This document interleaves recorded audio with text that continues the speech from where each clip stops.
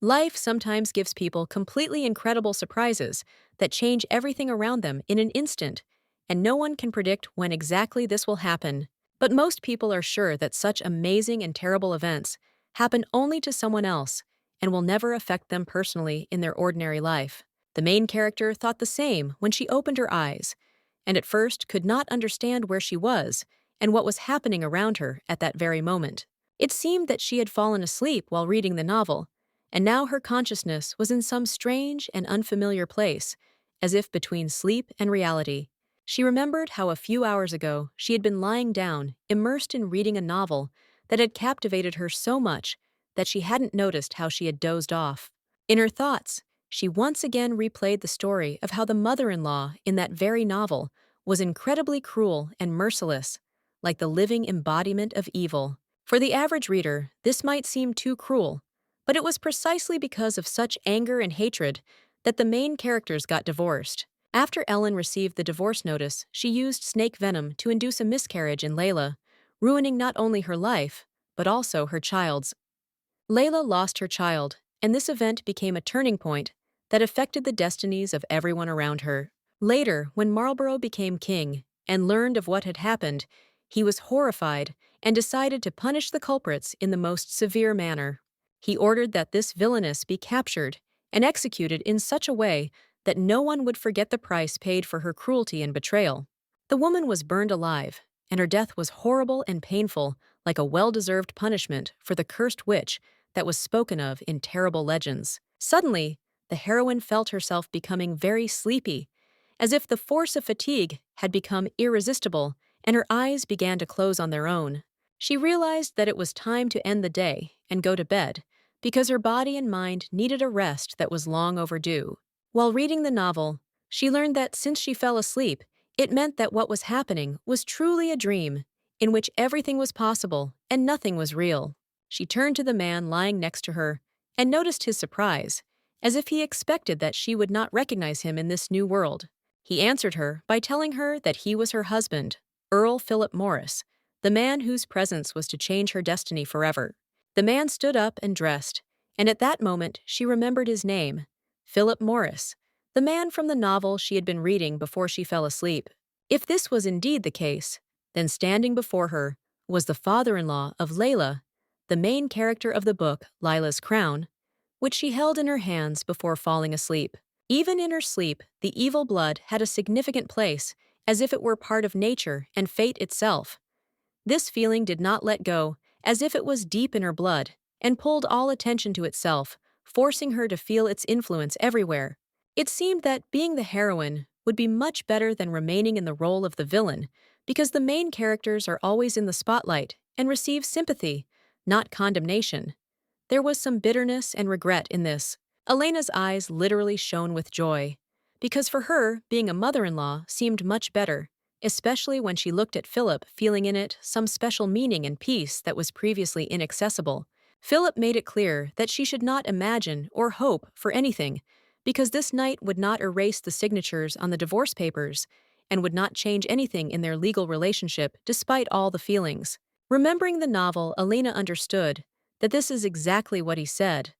He was divorcing her only because that was his fate, and not because of any misunderstandings or feelings that could connect them. She remembered saying she'd only sign the divorce papers if he spent the night with her, as if it was a condition she could fulfill to make things fair. Elena noted that this night should be as special and significant as the wedding night, because for her it was not just a formal ritual, but something much more important and symbolic. She asked Philip if he remembered that it had to happen twice, like a repetition that gave their separation a special ritual and meaning that could not be ignored. Philip repeated again that Elena really didn't have a shred of conscience, and this was like a stab in her heart. But at the same time, it was an acknowledgement that she was strong and knew how to insist on her own way. He agreed and provided her with divorce papers, as if to emphasize that they both understood the inevitability of this step, despite the severity of the situation and emotions. Philip said that the final papers would be ready soon, and this fact brought the end of their common path closer, forcing them both to think about what awaits next. Since he didn't love her anymore, he definitely wouldn't kiss her, And this was a kind of last line that he wasn't going to cross maintaining some distance. It was exactly that scene from the novel, when Count Philip Morris and the villain, Alina, spend that very night, which seemed to sum up their relationship and prepare them for a new stage in life. There was one more time left, and Alina thought that it wasn't so bad, because everything happened in a dream where you can allow yourself a lot without fear of the consequences. Honestly, it would be stupid to refuse such a handsome man, even if it was just a dream, because Philip's appearance and presence attracted and beckoned. But after a while, she opened her eyes and returned to reality, which turned out to be much more complex and demanding than any dreams. Elena realized that she didn't want to go to work and started looking for her phone to contact someone or just regain a sense of control over the situation.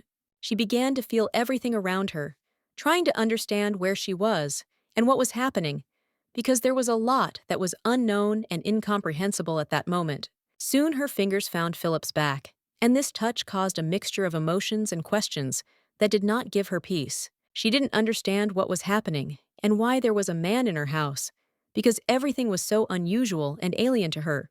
Everything around was different. Different clothes, different surroundings, and this increased her confusion and misunderstanding of the situation. Philip woke up and asked what was wrong. His voice was calm, but there was a slight anxiety in it, because he also understood that something went wrong. At that moment, Elena was not thinking clearly. She could not comprehend what was happening and how to react to the current situation. She kicked him as if defending herself or trying to punish someone who, in her opinion, had attacked her without reason, not understanding his own actions. Having thrown Philip off the bed, she still did not understand why she was behaving this way and what was making her act so abruptly and impulsively. The girl wondered if he still asked why she was behaving this way, and she looked for even the slightest explanation for her behavior. She wanted to understand what she had done to him, and various options and doubts were spinning in her thoughts. Philip noticed that of course she wanted it herself, but the girl was sure that she had not even thought about it, and this caused her deep bewilderment. Philip said that she demanded and begged, but Elena believed that he simply went crazy from her behavior and words. He noted that she said it would all be just wonderful, but he was not convinced. At that moment, the maids burst into the room asking what had happened to Madame and asking her to calm down, trying to intervene in the situation. Then Elena realized that what was happening was probably not a dream, and she would have to face reality. Philip was outraged and said that it was a complete mess, and the situation had gotten out of control. The girl wondered whether she should be afraid of his punishment, or perhaps he had already shown her mercy and spared her. The thought flashed through her mind that he might change his mind, but it seemed unlikely. Philip said that no ridiculous excuses would change his decision. He was determined to see the matter through to the end. The application has already been sent to court, and now, no matter what she does, the period of reflection before the divorce begins, which cannot be cancelled. Elena still didn't understand what exactly he meant by this period, and how long all this would continue. Philip added that this marriage had become a real hell for him, and he had had enough. He no longer wanted to continue. He expressed hope that the 100 days they were given to think about it would fly by quickly and without any unnecessary problems. The girl simply could not believe that everything was so serious. For her, it was a real shock and misunderstanding. He reminded her that the children would be back in a week, and she should not even dare to contact them or touch them without his permission. Philip was no longer going to turn a blind eye to what was happening, and intended to strictly monitor everything that was happening in their house. The maids said that they would wait for her outside, as if guarding peace and order, and did not intend to interfere in what was happening further. When Elena looked in the mirror, she was very surprised. She could not understand who the woman in her reflection was. Then she realized what it meant to be taken off her pedestal, and that she was now in the body of the villain she had previously feared. Now she knew for sure. She found herself inside the body of Elena, the very same villain whom she had previously judged from the outside. She needed to immediately check everything and understand how to live in this new reality so as not to make mistakes. She left the room, and the maids looked frightened, as if they themselves had not expected such a turn of events. Elena asked where the man who was talking to her had disappeared to, and who she was in this world now. She was surprised and frightened by the rough voice, which was not like the one she was used to. It was not her usual tone. At that moment, she remembered that the Count was in his office, and this finally convinced her that she had really gotten into the body of the Villainess. The girl asked herself if she had really become Alina Countess Morris, because she could not believe what had happened. She felt shock and bewilderment, realizing that her life was now connected with the fate of the very villain she had previously condemned.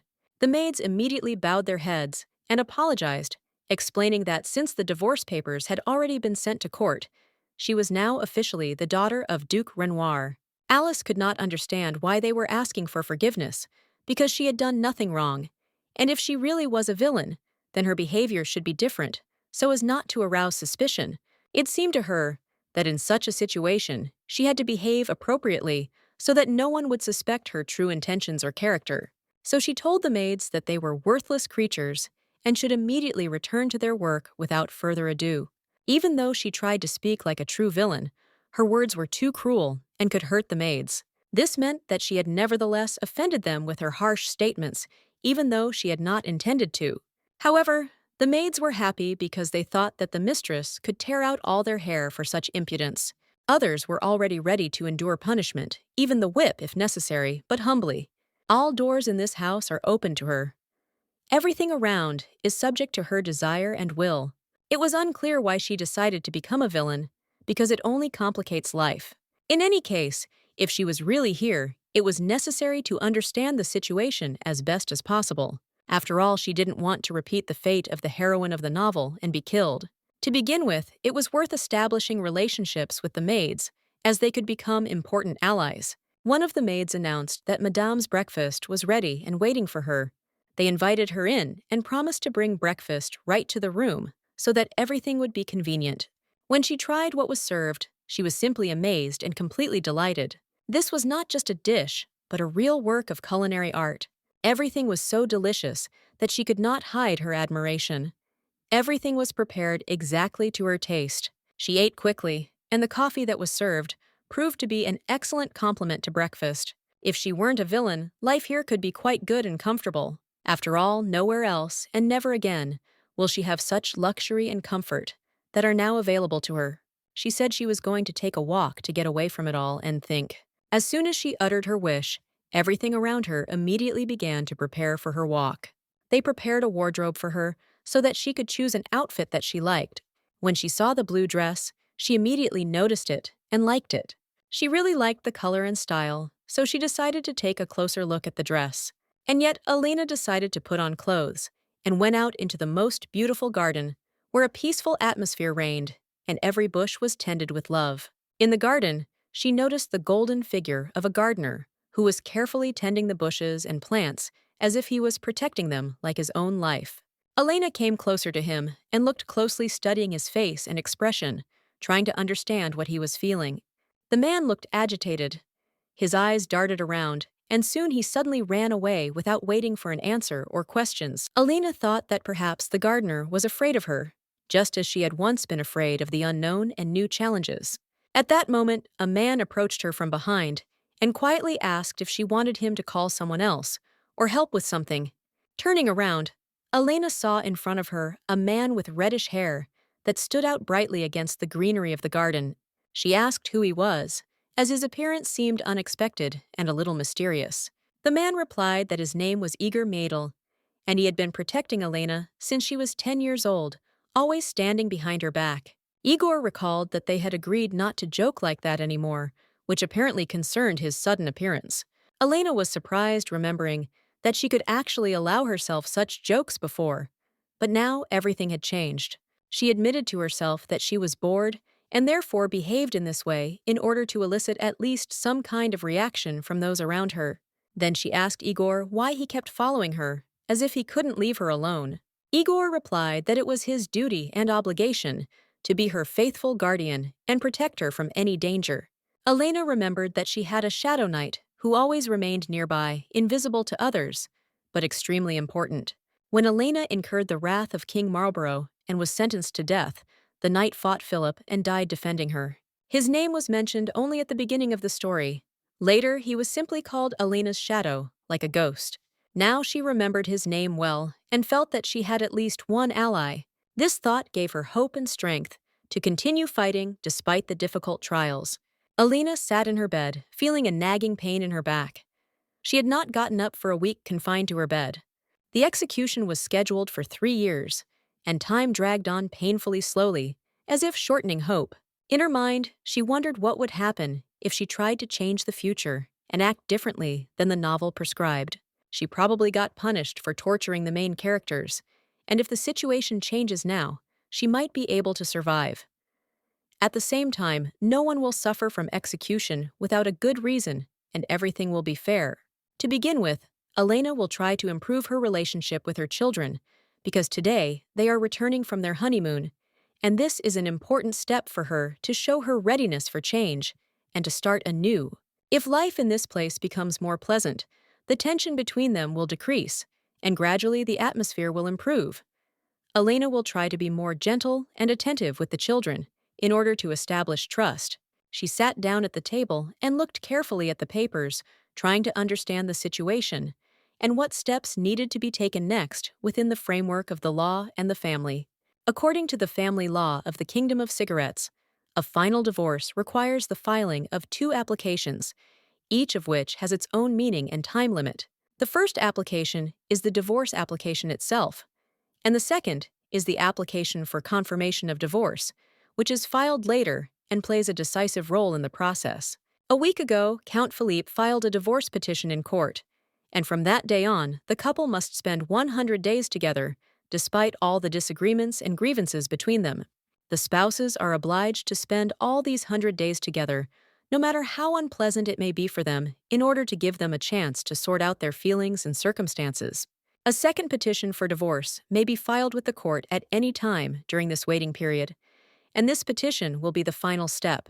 This second statement will be sealed and will only be unsealed by the judge on the last day of the deliberation period, making the process more intense and formal. It is at this point that the final decision will be made as to whether the divorce will take place or whether the couple will stay together, taking into account all the circumstances. If at least one of the spouses expresses a desire for a divorce, it will be approved, and if no one files an application or both withdraw it, then the divorce will be canceled. If the divorce is canceled, everything will remain the same, and the couple will continue to live together as before, despite all the difficulties. However, the issue of division of property during a divorce is decided by the head of the family, and this decision is often difficult and affects the future fate of each of the spouses. Alyona doesn't like this at all, because in the novel, the Count gives her a small 2-story house, which seems modest and insufficient compared to their past. Although the house looks quite large for ordinary people, compared to the Count's enormous fortune, it is just a drop in the ocean, and this greatly upsets Alyona. If the Countess did not decide to cancel the divorce, and at least earned Philip's favor a little, then he would be able to give her much more than she expected. This could significantly improve her situation and change her plans for the future. But it is best to earn as much money as possible before the divorce, so that later she will feel more confident and not depend on someone's mercy. Money will give her freedom and the ability to control the situation. And only after that will it be possible to start living in grand style without worrying about unnecessary restrictions and circumstances that previously kept her in check. This approach seems more reasonable and safe. At that moment, Philip entered the room and immediately began to speak, wasting no time, and showing his confidence and determination in matters that directly concerned him. He entered and asked what exactly the lady wanted, with what intention she approached him, trying to understand her position and goals in this matter. Elena replied that she insisted that he send the application to the court, since this was, in her opinion, the way to settle the divorce situation officially and quickly. The Count asked with confidence how firm she was in her decision, whether she really wanted to continue this business, because the consequences could be unpredictable. Ms. Elena said that yes, she is completely sure, and does not understand what could be wrong here, because anything can happen in life, and divorce is also a possible scenario. Philip was surprised, and asked what exactly she meant when she spoke of such changes, trying to understand her inner motives and doubts. She explained that even if the divorce happened, he would still remain her protector, and would take care of her no matter what happened between them. The Count confidently declared that of course this was so, and he swore before the Lord to protect Elena all his life, remaining her faithful knight and support. She was tired of all this talk and said that if it was true, then now he could leave, because from now on she would cope with all the difficulties and problems herself. He said that he understood her and would definitely try to send this letter as soon as possible, because the matter was too important to put off until later. Now, besides Elena, she has another person who needs to be urgently saved and who also needs to be taken care of, because there is very little time left. She asked the maid how much time was left before she could pick up the children and take them with her to ensure their safety. The maid replied that there were about 2 hours left before everything would be ready, and it would be possible to begin implementing the planned plan. The lady noted that the maid was trying to behave as previously agreed, that they should be met at the main entrance, and everything was going according to plan. The maid confirmed this and pointed out that then it was time for the mistress to also get ready and be prepared for the important meeting and further events. The maid looked surprised, and the mistress did not understand why she was so afraid of her, because there had been no such signs of fear and anxiety before. At first, everything was awkward due to misunderstandings and miscommunications, but now, after a week, the mistress has gotten used to these circumstances and to the maid's behavior. Anyway, Elena will move out of here in 100 days, so there is no need to worry or fret about it, because this is just a temporary stage in her life that will soon end. When she was about to leave, everyone was shocked by how beautiful and transformed she had become, like a completely different person. Elena had a truly bright and expressive appearance that attracted glances and made her stand out from the crowd, making her irresistible and memorable. When this life ended, that was when Elena planned to start a new one, more suitable and comfortable, for her, full of new opportunities and hopes. She asked to remove from her head all the jewelry that now seemed unnecessary and in the way, in order to free herself from old constraints and feel lighter. The maids were amazed and could not understand what was going on, because for them, these decorations were a symbol of status and beauty, which they did not want to lose. They explained that the jewelry was heavy and uncomfortable, and that she would be better off without it. But they were still surprised by her decision to part with it so quickly. When the jewelry was removed, Elena felt relieved and was happy, saying that now she really felt better and more comfortable, as if she had lifted a heavy burden from herself. After that, she went out into the garden, intending to approach the main entrance and take the first step towards her new life, leaving behind everything old and unnecessary. There she unexpectedly met Count Philippe, her ex-husband, whose appearance evoked in her mixed feelings and memories. When the Count saw Elena, he was struck by her beauty and how much she had changed since they were together. Aliona was a very beautiful and graceful woman, and Philip married her when she was 18. Then she had no claims, even after learning about Marlborough's adopted son. But later, when Elena realized how talented and smart Marlborough was, her attitude began to change, and she began to feel anxious and jealous. She was afraid that her own son would not become the heir to the earldom, despite all Philip's assurances. But Aliona did not trust, and became increasingly irritated with Marlborough. In fact, Marlborough was the king's secret son, something Philip could not tell her, and this secret knowledge only complicated the relationship between them. The Count swore to the king to keep this secret, and could no longer continue to live with a woman like Elena, and she in turn could no longer stay near him. To be honest, he tolerated her only because of her pretty face, which seemed to him the only bright spot in their difficult relationship. Who else could endure such a cruel woman, the Count wondered, feeling that his patience was about to snap. He noticed that Elena was smiling, and immediately understood that she was up to something, as if she was making a new, insidious plan. Today, she looked especially beautiful, as if she was trying to make an impression or hide her intentions.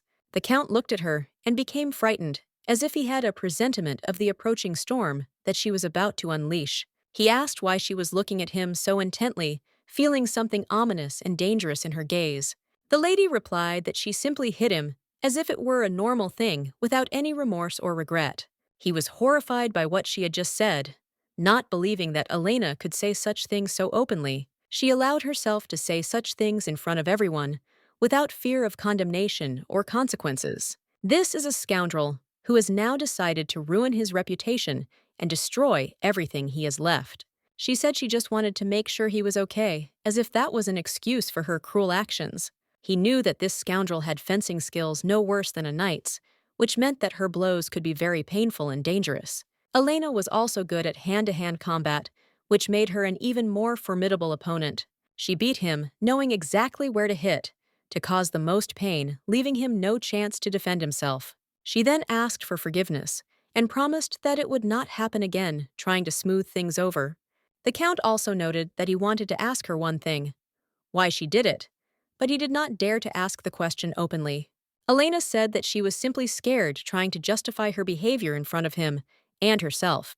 He asked again, still not understanding the reasons for her actions, and completely bewildered. The lady admitted that she woke up and saw a man nearby, which was the reason for her fear and sharp reaction. He said that Elena herself asked for this, as if reminding her of her words, which she could not forget, despite what happened last night. The lady stood up, reminding herself that she had momentarily forgotten what had happened that night, when everything had changed and left a mark on her memory. He was surprised and reminded her that it was she who insisted on this when she signed the papers, not allowing her to forget about the decision she had made.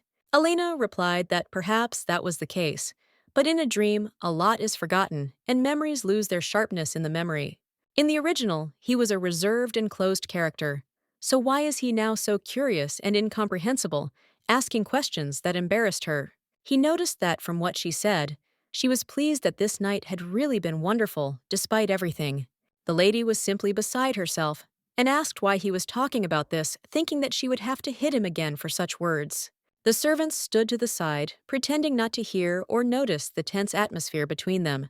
The Duke shouted loudly that she really did not understand, because she herself had spoken about it and insisted on her words. The lady became angry and grabbed him by the jacket, not wanting to tolerate his impudent questions and comments any longer. Elena said that he was some kind of pervert, asking her questions that only irritated her and made her nervous. She reminded that she had already said that all this was unimportant, and there was no point in returning to the past, which was better forgotten. He was then embarrassed unpleasantly, realizing that she had enjoyed the night, but was now denying it and trying to hide the truth. It is obvious that the Golden One is lying to avoid a divorce, thinking that he will believe her words and give her another chance. Meanwhile, a carriage arrived, and they were delighted at the appearance of guests, because this meant new events and changes. It was Marlborough and his bride, who had arrived to meet with the family and settle important matters. A very beautiful heroine, the daughter-in-law, personally rose up, believing that Elena had acted very badly, and this left an imprint on everyone. Even if Elena was a villain, how could she run away from such a beauty? She did not understand her actions and motivations. Her dear daughter-in-law will support her, so she greeted Layla warmly, expressing her support and respect. Layla immediately became frightened and asked what exactly her mother wanted, feeling the tension in her voice and look. The lady greeted Layla with a wide embrace, trying to hide her emotions and show friendliness. She hugged her daughter-in-law, and the girl was noticeably frightened, not understanding how to behave further in such a situation. Elena told her daughter-in-law to come into the house, inviting her to her place and promising a warm welcome. The lady noted that today, Layla could rest peacefully, and they would definitely see each other later for tea. She also greeted Marlborough and said that since he had come, they should definitely say hello and talk. Marlborough replied that he had returned and greeted his mother and father with respect, expressing his devotion to the family.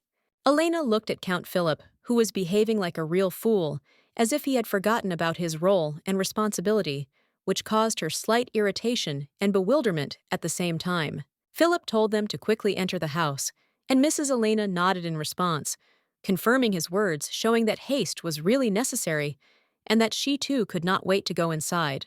She suggested that we come in quickly, as if she had prepared black tea and pies in advance, which created an atmosphere of coziness and hospitality, despite the tension of the moment.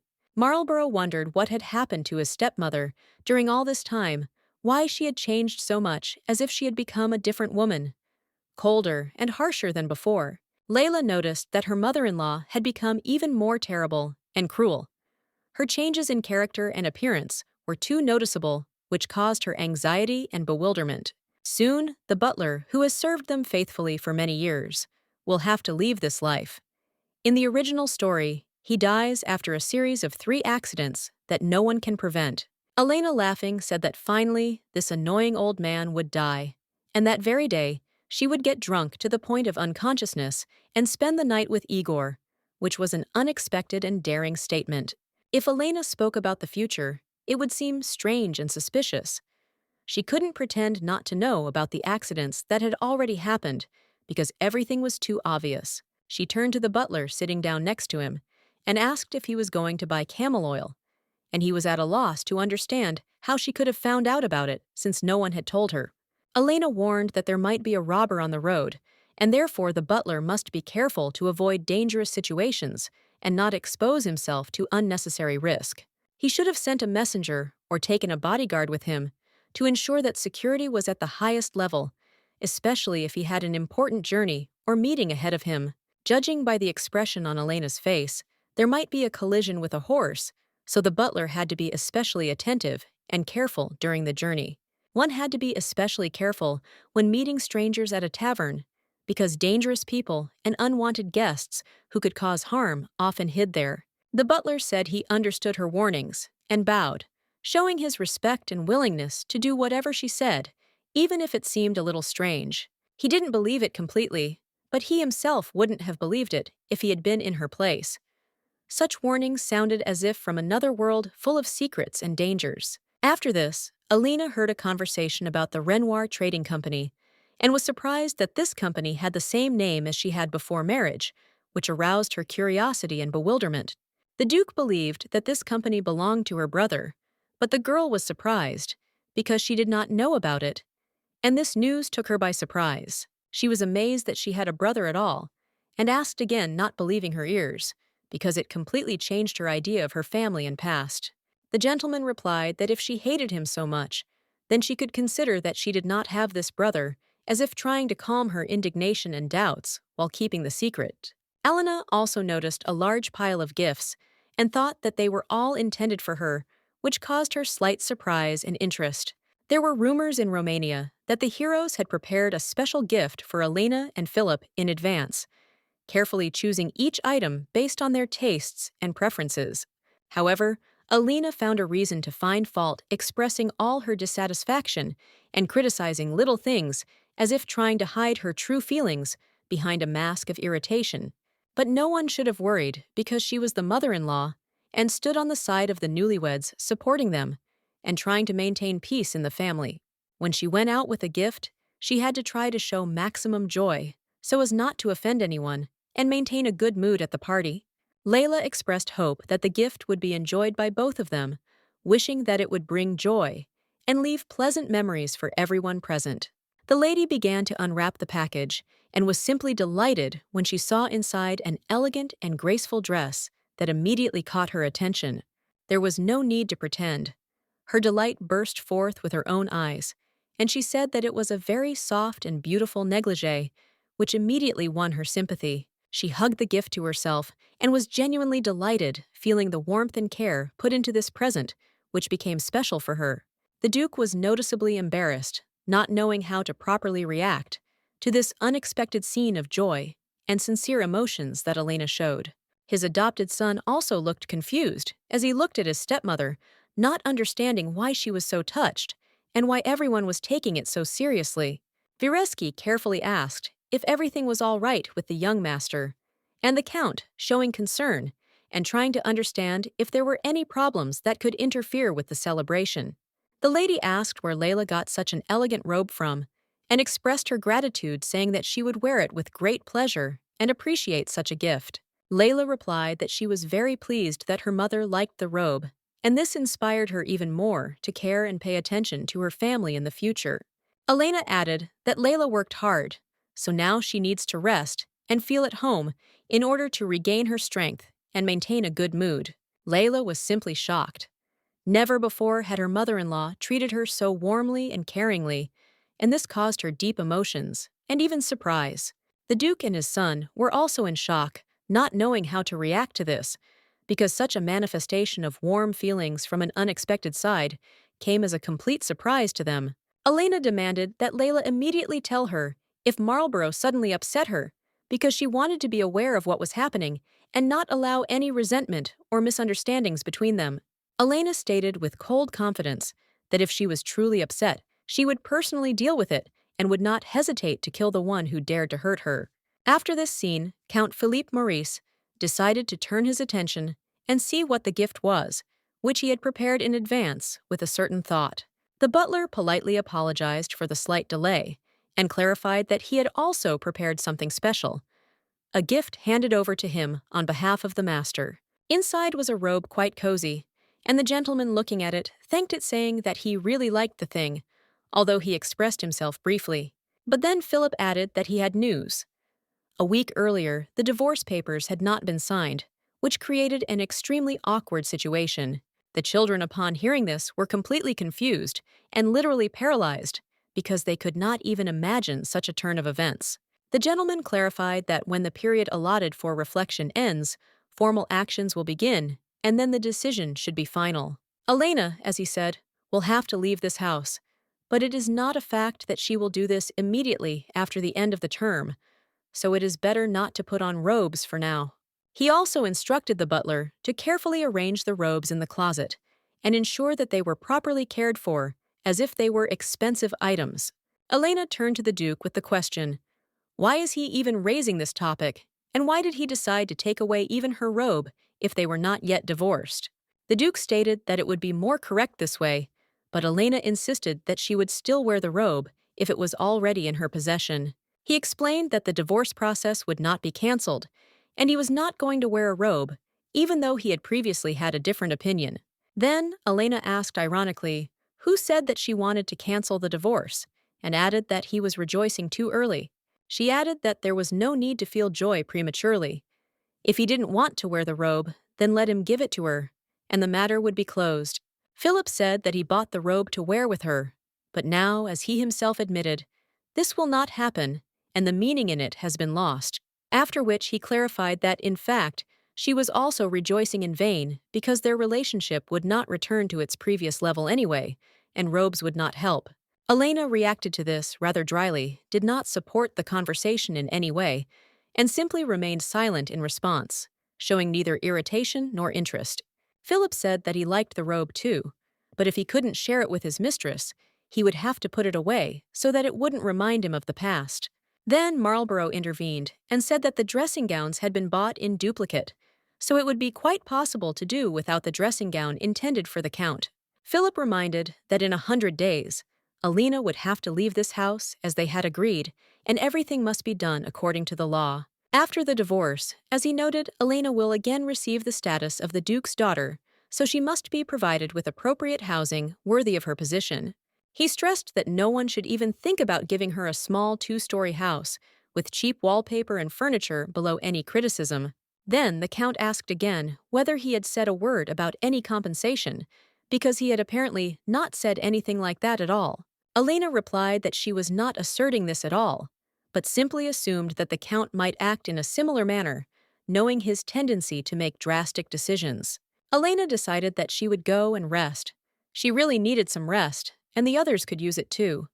Everyone looked tired and worn out from the day. Elena had no intention of interfering or disturbing the newlyweds, and especially did not intend to show up in their bedroom in the middle of the night. They should have their own personal life. Instead, Elena decided to just take a short walk, to get some air think and clear her head. Her thoughts had been too confusing lately. It was a pity that this garden was not a photo zone at all. She thought the beauty around was fabulous, and she wanted to capture this place, but there was no camera or phone here. It would have been nice to have her picture taken like this. In her outfit, she looked like a real lady, almost like a heroine from an old magazine cover. Elena sighed softly and slowly turned her head, enjoying the quiet rustling of leaves and the barely perceptible scent of flowers that permeated the air. Igor was behind her. Alyona noticed him and asked what had happened, because he had approached with some unusual expression on his face. Igor quietly apologized, and Elena, noticing his slight smile, asked what made him so happy. He looked as if he was trying to hold back his laughter. He said it was simple. She looked happy, and that amused him because such a mood was rare here. Now Igor was truly happy, because her good mood seemed to have been transmitted to him, filling the day with warm light. Alyona was not going to let such a kind and loyal person as Igor die. She had already mentally decided that she would protect him at any cost.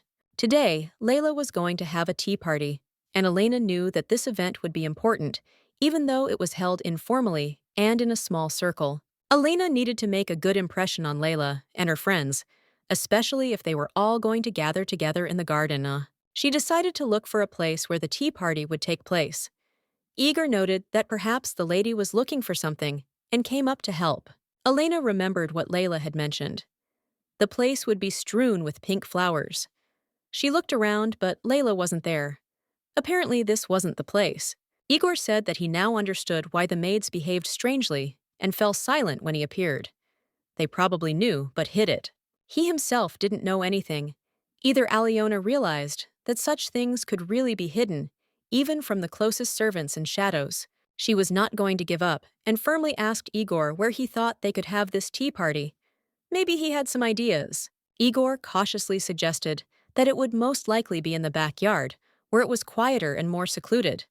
A place suitable for a simple tea party, Alyona asked again, and he clarified.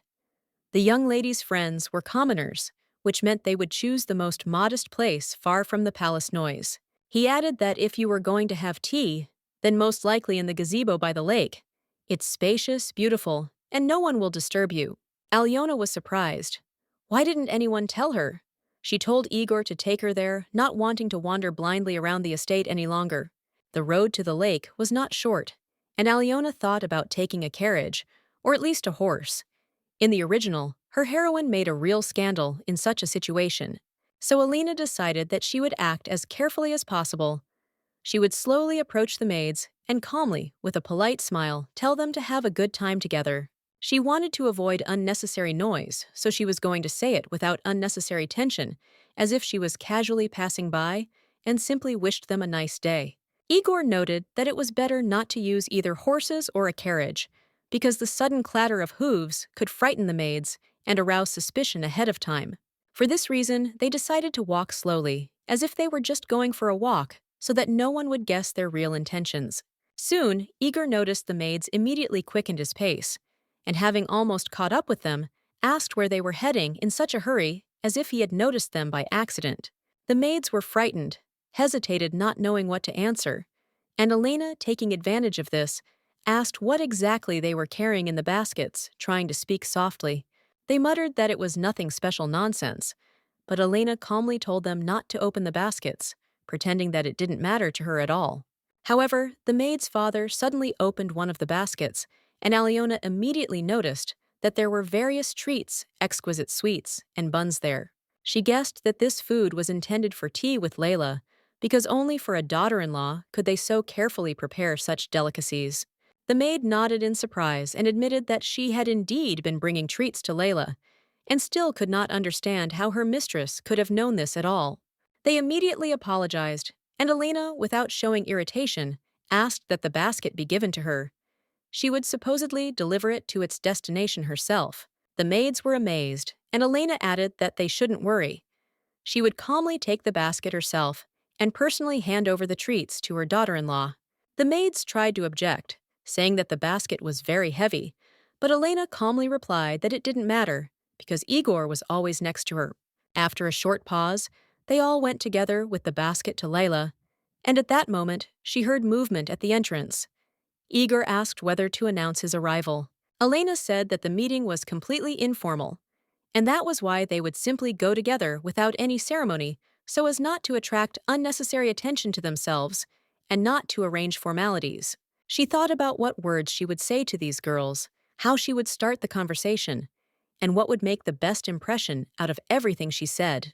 The first thing that came to her mind was to say that she really enjoyed meeting them, and that she was genuinely glad that the girls were having a good time here.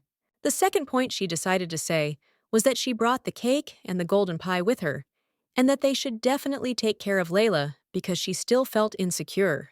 This is pretty much how it should go, and it's probably enough to start with to ease the tension and not seem too pushy or fake. At some point, Elena heard someone nearby start talking about her mother, and the words she caught made her wary. Then she gently but firmly asked Igor to speak more quietly so as not to attract unnecessary attention to himself and not to interrupt others. Elena moved closer to the group of girls, hoping to overhear what exactly they were talking about, to understand whether they were discussing her. As far as she remembered in the original, those same friends were commoners without any noble titles or high origins. Although it is possible that they were simply the children of rich merchants, because among the girls of the aristocracy, no one entered the house of Count Maurice because of her reputation.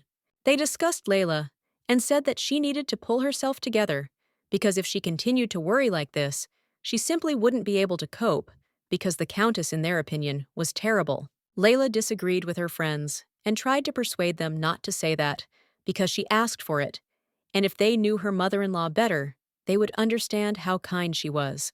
But the girls were adamant and insisted that all the rumors about her mother-in-law had long been known, and Layla responded by claiming that she treated her well, especially after returning from her honeymoon. Elena behaved disgustingly, as befits a villain, but despite this, Layla continued to defend her, as if there really was something good in her. This touched Elena, and she decided that she really should be kinder to Layla, because she deserved much more than she got. However, the girl's friends were distrustful of her words and believed that Layla was simply defending her mother-in-law out of shame or habit. Layla insisted that she had not yet earned her mother-in-law's approval and hoped that she would be able to do so in the future. However, she added soon there would be nothing to worry about. Divorce was already on the horizon, and all this would soon be over. One of the girls asked, laughing, how Layla's first wedding night had gone, as if hoping to hear something spicy. Hearing this question, Layla visibly blushed and hesitated, embarrassed, and not knowing what to answer at all. All the girls immediately burst out laughing when they saw her reaction and realized that they had caught their friend off guard. They continued to playfully interrogate her, asking increasingly frank questions about what exactly was going on in her bed. Layla couldn't figure out how to tell it out loud because they didn't realize how important it was to her, even though she was willing to share it with them honestly. The girls noticed that she had no friends except them because due to her noble origin and evil blood, she was avoided and she remained isolated among high society.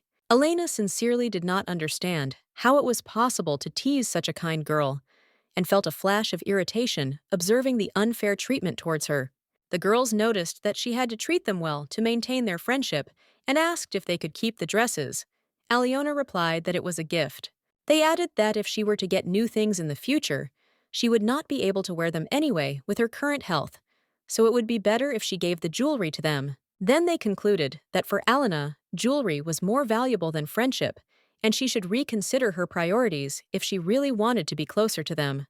The girl immediately began to justify herself, assuring that this was not so. They, as if not hearing, began to ask her about the arrival of some important person. The lady, trying to divert attention, said that the cake would be brought soon, hoping to calm the situation and regain control of the situation.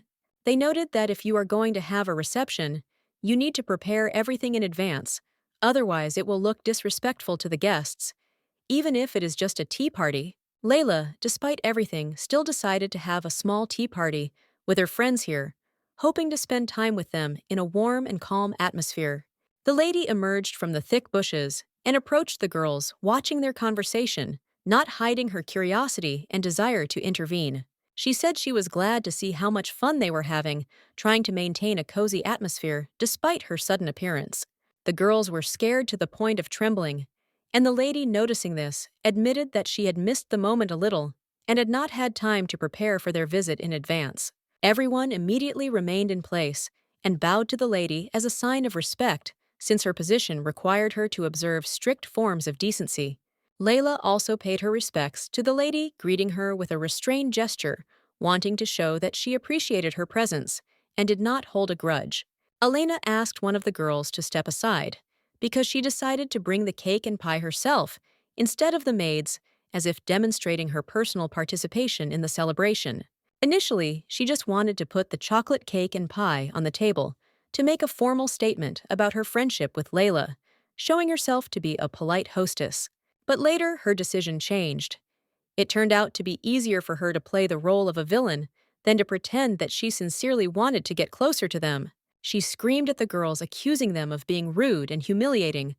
Layla, adding that she could not understand how they dared to do such a thing to her daughter-in-law. In a fit of rage, she began throwing pieces of cake at them, and they, in a panic, begged her for forgiveness, covering their faces with their hands. The girls repeated that they were wrong, repented of their behavior, and tearfully asked the lady for mercy and understanding. Elena stated that she tried to be friendly with them, but they turned out to be ordinary evil people, unworthy of trust. In response, the girls just laughed, throwing the accusation in her face that she supposedly saw no limits to her madness. However, after this, they began to beg for mercy, begging the Countess not to be angry, hoping that they could avoid a worse outcome. The lady coldly said that Layla did not need friends like them, and angrily threw a basket of treats in their direction. Just as she was about to throw another object, someone suddenly grabbed her by the waist, stopping her movement. Turning her head, she almost told Igor to let her go, but stopped short, realizing that it was not him at all. The man firmly said that these girls needed to be taught an even more severe lesson, otherwise they would never understand their mistakes. He also calmly but confidently asked the lady to restrain her emotions and not lose her dignity in front of the servants. And only then, looking more closely, she saw that Philip himself was standing in front of her, watching everything that was happening. He picked her up in his arms, confidently, declaring that he had seen everything on the way here, and now knew exactly who was right and who was wrong. He raised himself to look over the wall and see what was happening. He noticed how Aliona was behaving unexpectedly, decisively, not letting up her pressure for a second, as if she was losing patience. Elena expressed a desire to undergo a test so that the master would let her go, but the Count only calmly ordered the maids to clean up the place without adding a word. Layla's friends were amazed. They froze in place, stunned by Elena's behavior, and the entire uncontrollable scene that played out right before their eyes. The Count, holding back his irritation, said that he regretted ruining the tea party and reluctantly asked for forgiveness, as if out of habit and not from the heart. Elena didn't see the point in this because it was the guests who allowed themselves to be rude. Why then justify herself if it wasn't her fault? She said that the girls should consider themselves lucky that everything had worked out and told them to get out of here without delay. The Count called for her to remain calm, but Elena shouted after them in response, telling them to stay away from Layla and not even dare to speak to her. Otherwise, she would deal with them. The Duke carefully carried Elena inside, where he finally lowered her to the floor, as if hoping that this would make her cool down a little. She said that she had indeed tried to be kind to her future daughter-in-law, but it did not seem to have the desired effect. He replied that after all the mess she had made at the reception, she had no right to make excuses or complain about the consequences. Elena tried to explain that the whole scene was not her idea. It didn't happen by her will. The Duke sternly ordered her to rest and stop making scenes, as her behavior no longer pleased anyone. She turned to Philip, begging him to listen to her, because only then could he find out what had really happened. But he interrupted her, declaring that he would figure out what was happening himself, without needing her versions or justifications. After these words, he slammed the door without turning around and left her room with cold determination. A second later, she heard the distinctive click of the bolts, and her heart sank with understanding. Running sharply to the door, she pulled the handle, and having convinced herself of the worst, realized that she had indeed been locked in.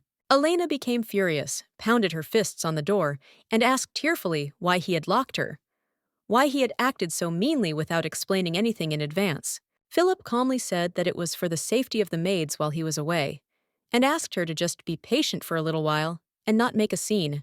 Elena did not understand who could threaten the maids, but the Count reminded her that she had previously behaved aggressively and assured her that he would return soon and that she should calm down. She angrily called him a fool, and Brainless said that he didn't even understand how he felt about her, and that her feelings apparently didn't matter to him. When he finally returned after some time, Elena admitted that her friends had indeed behaved in a bad way, and this could not be justified. The Count noted that everyone had their own truth. Friends claimed that Elena appeared unexpectedly and immediately began to make scenes for no reason. Then the lady asked what exactly Layla had said, and he replied that she had at least tried to apologize and admitted that her friends had been overly harsh. Elena replied that she still continues to protect them, because being too soft towards those who offend does not lead to anything good. The Count noticed that Layla had nevertheless promised to resolve the situation and personally talk to her friends so that they would apologize to Elena. The lady nodded and said that this was right, but now she should find new, sincere friends on whom she could truly rely. Then the Count asked if she had already forgotten everything or was simply giving them a second chance to see for herself whether it was worth forgiving. The lady did not understand what exactly he was talking about when he said that it was she who had driven out all of Layla's noble friends. It sounded unexpected and offensive to her. She could not believe such an accusation. It was sheer impudence to accuse her without any evidence and then not apologize. He acted as if he could say whatever he wanted, without regard for the feelings of others. But she didn't care anymore. She decided to leave the situation behind, and now start looking for a new place to live for herself, because there was no point in staying here. The very next day, she went with Igor to inspect the house that Philip had prepared for her. It was an attempt to find at least some solution to this difficult situation. Of the 10 proposed options, they first looked at 9, and then went to inspect the last one. A house of the same color that Aliona had already received, according to the plot of the novel Romaine's Circus. The street where this house was located was littered with garbage, which immediately created an unpleasant impression and spoke of the neglect of the area. The road was very narrow, the carriage could not pass, so they had to walk, which further emphasized the inconvenience and unsightliness of the place. Philip seriously suggested this particular area as a possible place of residence for his ex-wife, which caused surprise and bewilderment in Aliona. At that moment, Philip looked not at all handsome. After such a proposal, he lost all his former charm and attractiveness in her eyes. It was more important for him to hurry and secure his assets than to think about helping or supporting Elena, at least a little during this difficult period. He clearly didn't want to leave her in a better position. It was much easier for him to force her out of her comfortable life and leave her to her fate before the divorce. It seemed like he was even trying to provoke a conflict to force her to accept worse conditions and not create any problems for him. It may be possible to try to run away or fight these men who look like homeless people and are clearly hostile, but it will not be easy. The street was so narrow that it was practically impossible to simply escape.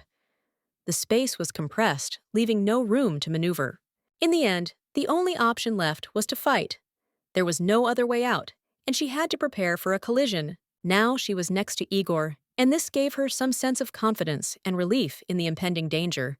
The men threw a bottle in her direction. She immediately turned around and looked at them carefully, trying to understand their intentions. They shouted something incomprehensible, as if warning her that she should run away, but the meaning of their words remained a mystery. She could not understand at all what exactly they wanted to convey, and why they so persistently advised her to leave. These people tried to stay away from them, avoided them, but the reasons for this behavior were unknown to her. Igor noted that it was enough to lie on the ground, and if they did not leave, they could try to grab these scoundrels and punish them for their insolence. However, Mrs. Morris said that it was not worth doing this, because then everyone would recognize her, but Igor reminded that she was the mistress of these lands, and they would certainly know them.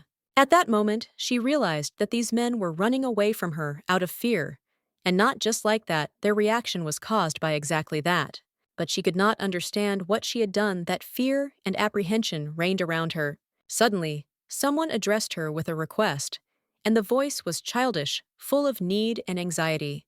The children said they were hungry and asked for at least a small piece of bread, turning to her with hope and prayer. They asked for alms too persistently, as if their need was extremely acute, and they wanted the lady to help them. But the children's mother grabbed them by the hands and said that Countess Maurice was in front of them, so they should behave more quietly and carefully. The boy cried and said that he was hungry. His voice was thin and weak, as if he had not eaten for a long time, and dreamed of at least a piece of food to at least slightly satisfy his hunger. The mother explained that the child had not eaten since yesterday, and that was why she asked for forgiveness, for him asking for food, fearing to displease Aliona. The boy also asked for forgiveness. Although the children were afraid of Elena, she seemed so scary and stern that they did not even dare to look her in the eyes. It was better to pretend that she didn't notice them. That was how she could help them, leaving them alone without drawing unnecessary attention to them. She walked further, tossed them a coin, and quietly told them to leave, while no one was looking, hoping that this small gesture would help them survive. Elena explained that this was to feed the child to at least satisfy his hunger a little and give him hope for the best. The woman was shocked by this unexpected display of kindness and fell to her knees to thank the lady for her mercy. After that, she immediately ran away because the area they were in was terrible and dangerous. She didn't want to go back there. Elena looked at Igor and noticed that he was agitated. Something was clearly bothering him, and it was noticeable on his face. She asked what was wrong, trying to understand the reason for his anxiety, although she knew that he rarely showed emotions. He said that it was the first time he had seen the lady give something to the poor, and it was unexpected and unusual for him. Elena reacted too emotionally, and it was noticeable. She rarely showed such feelings in public. Igor said that she simply got them out of sight in the fastest possible way, but then he wondered if he really should have beaten them up and driven them away. But then he clarified that of course he didn't mean it for them personally, but was talking about other men who behaved worse. Everything became clear. Igor is not a villain. He was simply following Elena's orders and did not wish harm to anyone. He was slandered and eventually died, along with Elena leaving behind a sad story. She told him to lead her on without delay, and they continued on their way, moving forward without looking back. Igor confirmed that they should move forward without being distracted by the past because something new was waiting ahead. When she entered the house, she thought that all her dresses would not fit here. There was too little space for such wealth. She realized that most likely Elena had to sell them, even though she didn't like it. But circumstances forced her to make this decision. I really wanted to send the lady here so that she could feel what it was like to live in such conditions. Elena noted that it seemed that this would be her fate. She would be evicted here as if being driven out of her previous life. Igor did not understand where he found this hut because such a place seemed forgotten and lost among empty lands. The lady noted that in the worst case, he would settle on the first floor and she on the second, but she doubted that she herself would not move here if she received this house. Igor objected that she couldn't live here, but the lady said that if the house was hers, she would stay here, otherwise she simply had nowhere to go. He admitted that he was shocked by her decision to get a divorce, and she reminded him that he had seen the documents and did not understand why he was not trying to prevent the divorce. He replied that family is not the most important thing for him, but he still wants her to be happy and supports her choice. Elena noted that she seemed happy to him during their stay at the estate, and this was not an illusion. Igor agreed that she really did look happy then, and it was noticeable to everyone. He asked if she had told him about her plans, because if the divorce was true, it would be worth thinking about moving. Igor asked the lady whether she should change her mind and refuse the divorce for the sake of her family. The lady replied that the documents had been submitted, which meant that everything had been decided, she had no regrets, and he should not worry about the house where she would soon be gone. She said he could come back, and he looked at his mistress with a question in his eyes. In the future, their new home should be in the very center of the city, which opens up new opportunities. He remembered that he had once said that he was not going to change jobs despite all the changes. Igor noted that if they lived together, then this house would be theirs, and the lady agreed with this. At that moment, she saw a group of masked people nearby and immediately paid attention to them. She remembered a conversation with the butler where she said that trying to protect her from the robbers in blue masks was pointless. It was better to either send them away or take a real bodyguard for protection. Then, he said that he had heard something about it. Now she understood that today, on this holy day, they were going to follow him. And this was not an accident, but an important event. She decided to come to Igor and said that he probably knew where Mrs. Hidi's boutique was, because he often mentioned this place and could give the necessary information. Igor replied that the boutique was located a little outside the city. He also noticed that the butler seemed to be planning to go there today, perhaps on business or a meeting. He assumed that the butler had an appointment for around 4 o'clock in the afternoon, and that he would probably come to the meeting in person, although Igor himself did not know the details for sure. The lady suggested having lunch first and then going there at 4 o'clock, so as not to be late for the meeting and to have time to organize everything on time. That same day, at exactly 4 o'clock in the afternoon, they were already on the road and preparing for the meeting, expecting that everything would go according to plan, and without any unpleasant surprises. Upon arrival, they stood at the entrance, looking around carefully, prepared for any developments in order to react in time to a possible threat. She asked Igor what time it was to be sure that time was not pressing, and they would not be late for their scheduled meeting. Igor replied that it was now about 4 o'clock, and the lady asked him to inform them that they needed to go to the boutique immediately without delay so as not to waste time.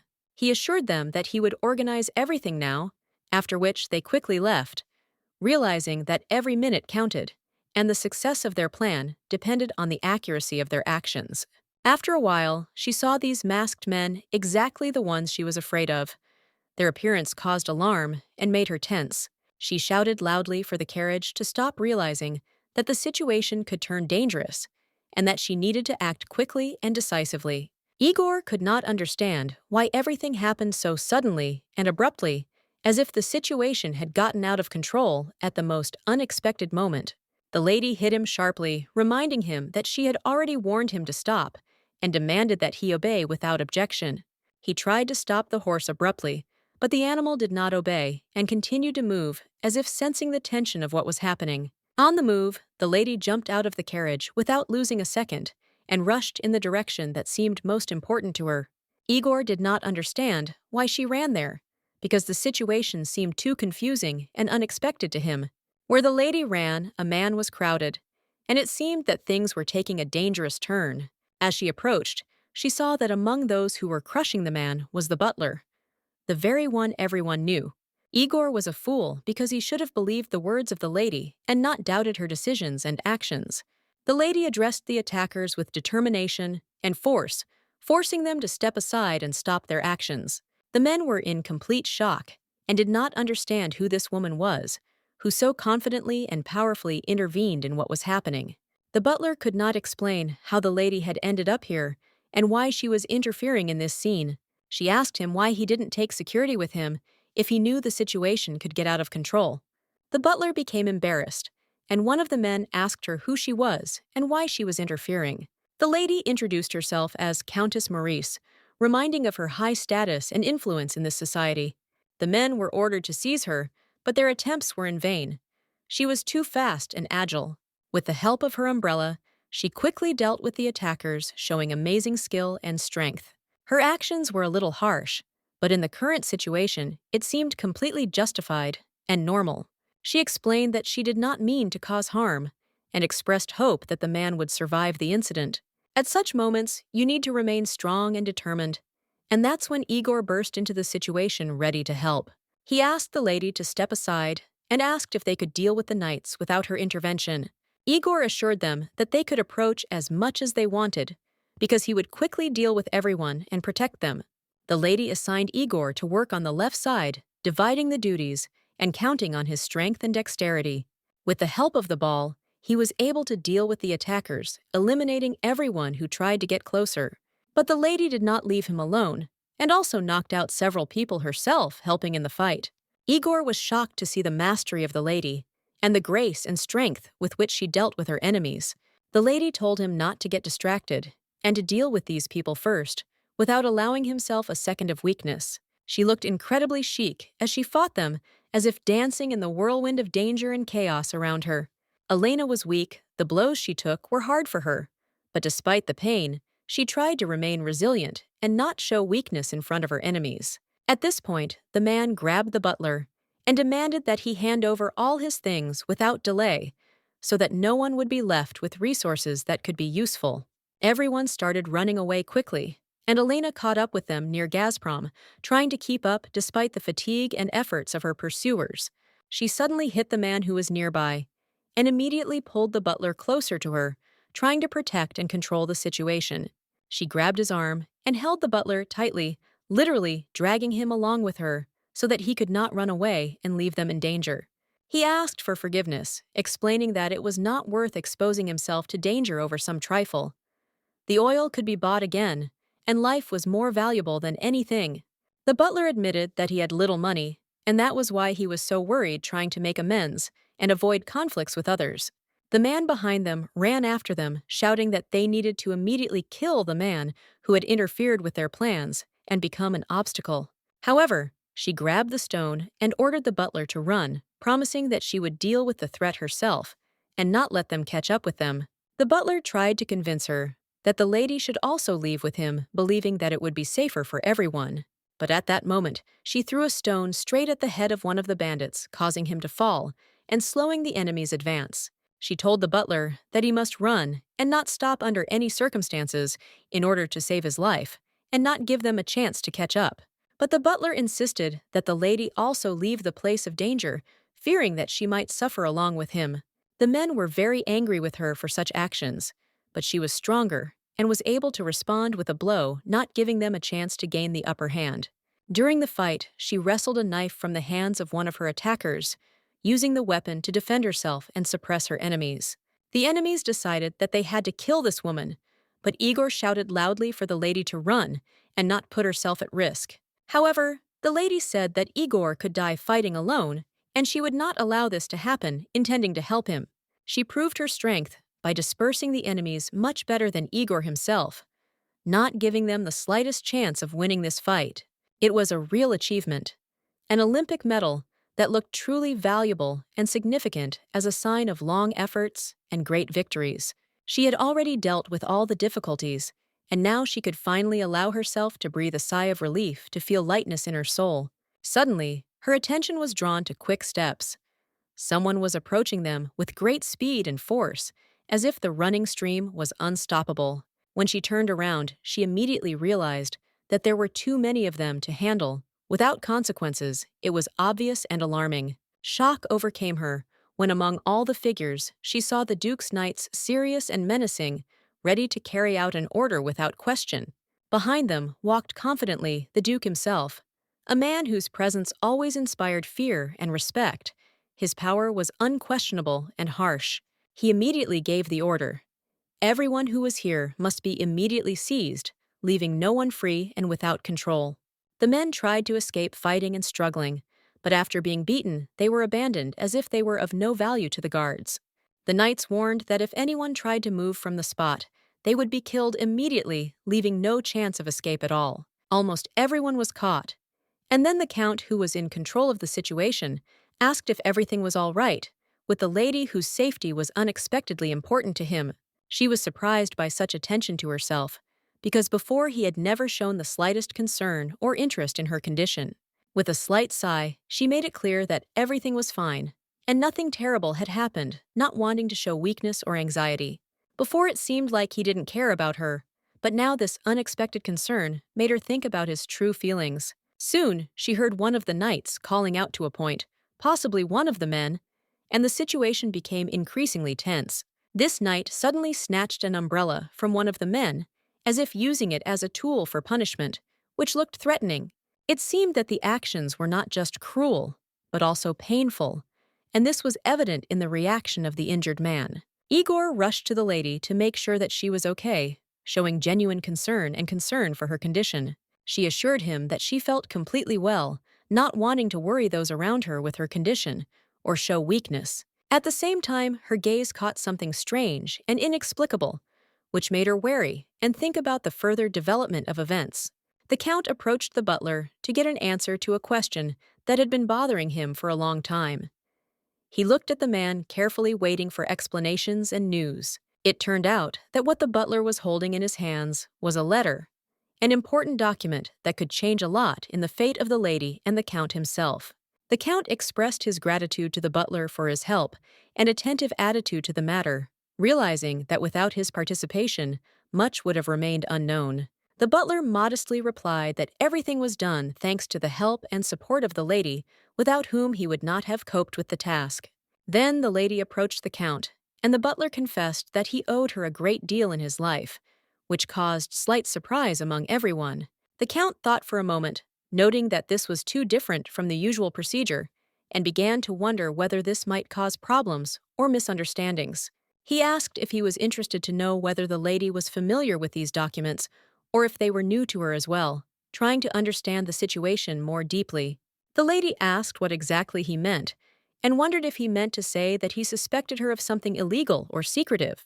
The count hastened to explain that he had neither said nor meant anything of the sort, trying to smooth over the tension and misunderstanding between them. However, the lady understood everything herself and stated that he still suspected her, after which she began to swear loudly, not hiding her emotions and irritation. He began to argue that he thought differently.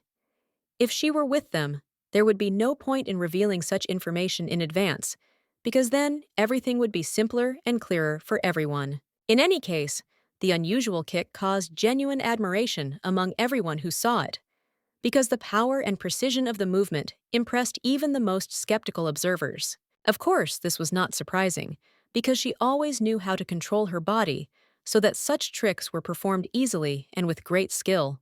He noticed that everything that was happening resembled red and white roses, mixing and swaying in the wind, creating a delicate and unusual pattern before his eyes. At the same time, the Count felt embarrassed, remembering how she used to be harsh at times and even beat them, and these memories left an unpleasant aftertaste in his soul. He stared at her raised posture, which made her feel embarrassed, as if she realized that all her movements were now on display. She said that in that case, she would go first, deciding to take the initiative and not leave anyone waiting or doubting her decision.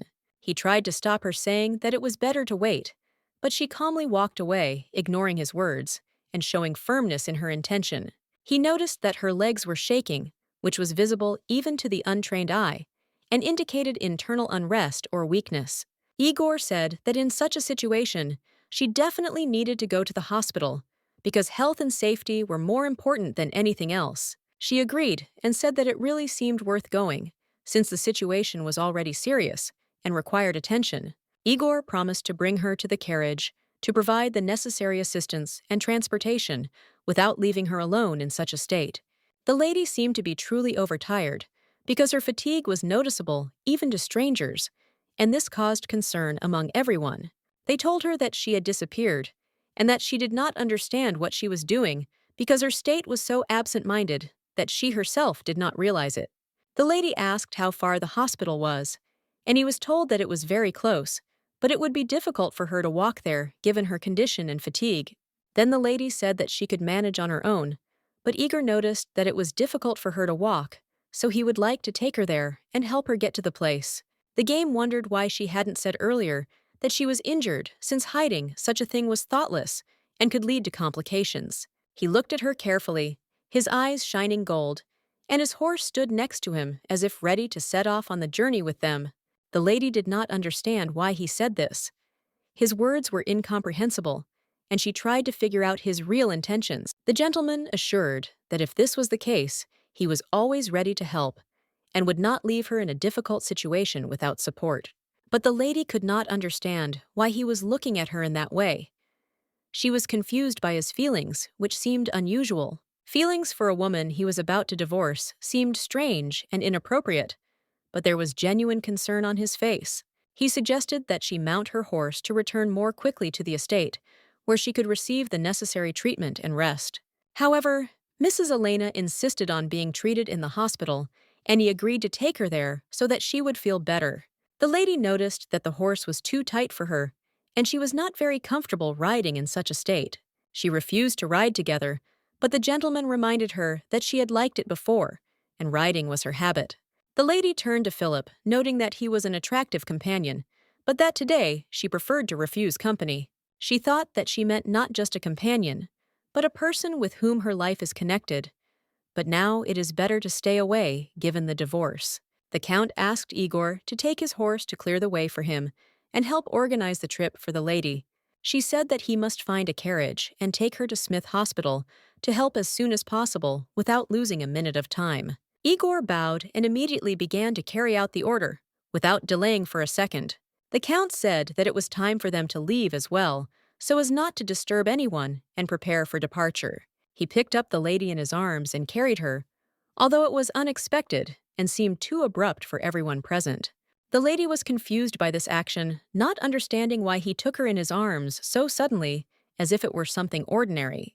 She asked what he was doing, trying to understand his motives and the reasons for such behavior. The Count explained that even if he were her husband or a stranger, it would be faster and more convenient to get to the place. She did not understand what the word cringe meant, but he in turn had not the slightest idea of its meaning. The lady noted that this word was from another dialect and added that it was better not to talk to her about this topic at all. The gentleman said that she would probably recover faster in silence, so there was no need to distract her with conversations.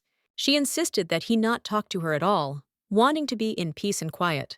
At the hospital, she sat on the couch, and the doctor Leica carefully examined her legs and arms, which he had already carefully bandaged. He noted that the cause was mild inflammation, so there was no serious cause for concern. He said that she should feel a little better now, and that she would be able to feel better every hour. She was grateful when Igor came and said that the carriage had already been found and was waiting for them for the trip. The lady expressed her gratitude and said that it was time for them to leave, so as not to delay their further journey. After being discharged from the hospital, the Duke walked his lady to the carriage, supporting her hand so that it would not fall despite her fatigue and weakness after the treatment. On the way out, the Duke unexpectedly lifted his lady into his arms, intending to carry her to the carriage, without any extra effort on her part. The lady was embarrassed, not expecting such a tender act from a man who usually kept his distance, and was cold. She couldn't understand what exactly was happening, and why the Duke was treating her like that at that moment. The Duke smiled, noticing her confusion, but there was no usual coldness or detachment in his gaze. However, deep down, she knew that the Duke had no love or warm feelings for her. His intention was only to quickly formalize the divorce and free himself from a marriage that had long since become a formality. Previously, he often showed his discontent, not hiding his irritation and fatigue from living together. Now smiling, she decided that as soon as he carried her to the carriage, he would immediately go about his business without delay. But the Duke surprised her even more. He sat in the carriage with her, which was unexpected and unusual behavior. He said they needed to stop by a boutique to pick out some essentials, which was beyond her expectations. Igor, who was present nearby, could not understand what exactly they were talking about and why such an unexpected trip. The gentleman reminded that it was not worth repeating requests, twice expecting that Igor would understand and fulfill the requirement without unnecessary questions. Igor still insisted that he needed to clarify the details, but in the end, they headed to the boutique to carry out their plan. Upon arrival, they got out of the carriage with the lady and headed towards the entrance to the boutique, preparing for the upcoming selection. The boutique staff was grateful and proud that the Count and Countess visited their store, showing high status and respect. They were shown a comfortable place where the gentlemen could sit down and rest while they looked at the store's assortment. After they sat down, the lady began to carefully study the catalog with various goods and offers of the boutique. The Count asked the staff to bring him whatever they could recommend to help him with his choice and not waste time. The lady noted that here, as in other boutiques, it is customary to bring items to customers for inspection and trying on, which makes the shopping process easier. After some time, the woman returned with perfumes that had just been delivered. Among them was a new scent that she wanted to tell about. She explained that they recently added an aphrodisiac perfume to their collection, which has already become quite popular among customers. The base of this perfume was the scent of rose hips, which surprised the woman, and she decided to clarify the details with the saleswoman. The woman decided to smell the aroma herself and said that the smell was very pleasant and unusual for her, despite the unusual component. Everyone present was slightly shocked when the Lord admitted that he really liked this perfume, although they expected the opposite. The lady did not understand what exactly the problem was, and asked him to try again and express his opinion. Elena asked what exactly was wrong, and whether the scent really didn't suit her that much, causing doubts among those around her.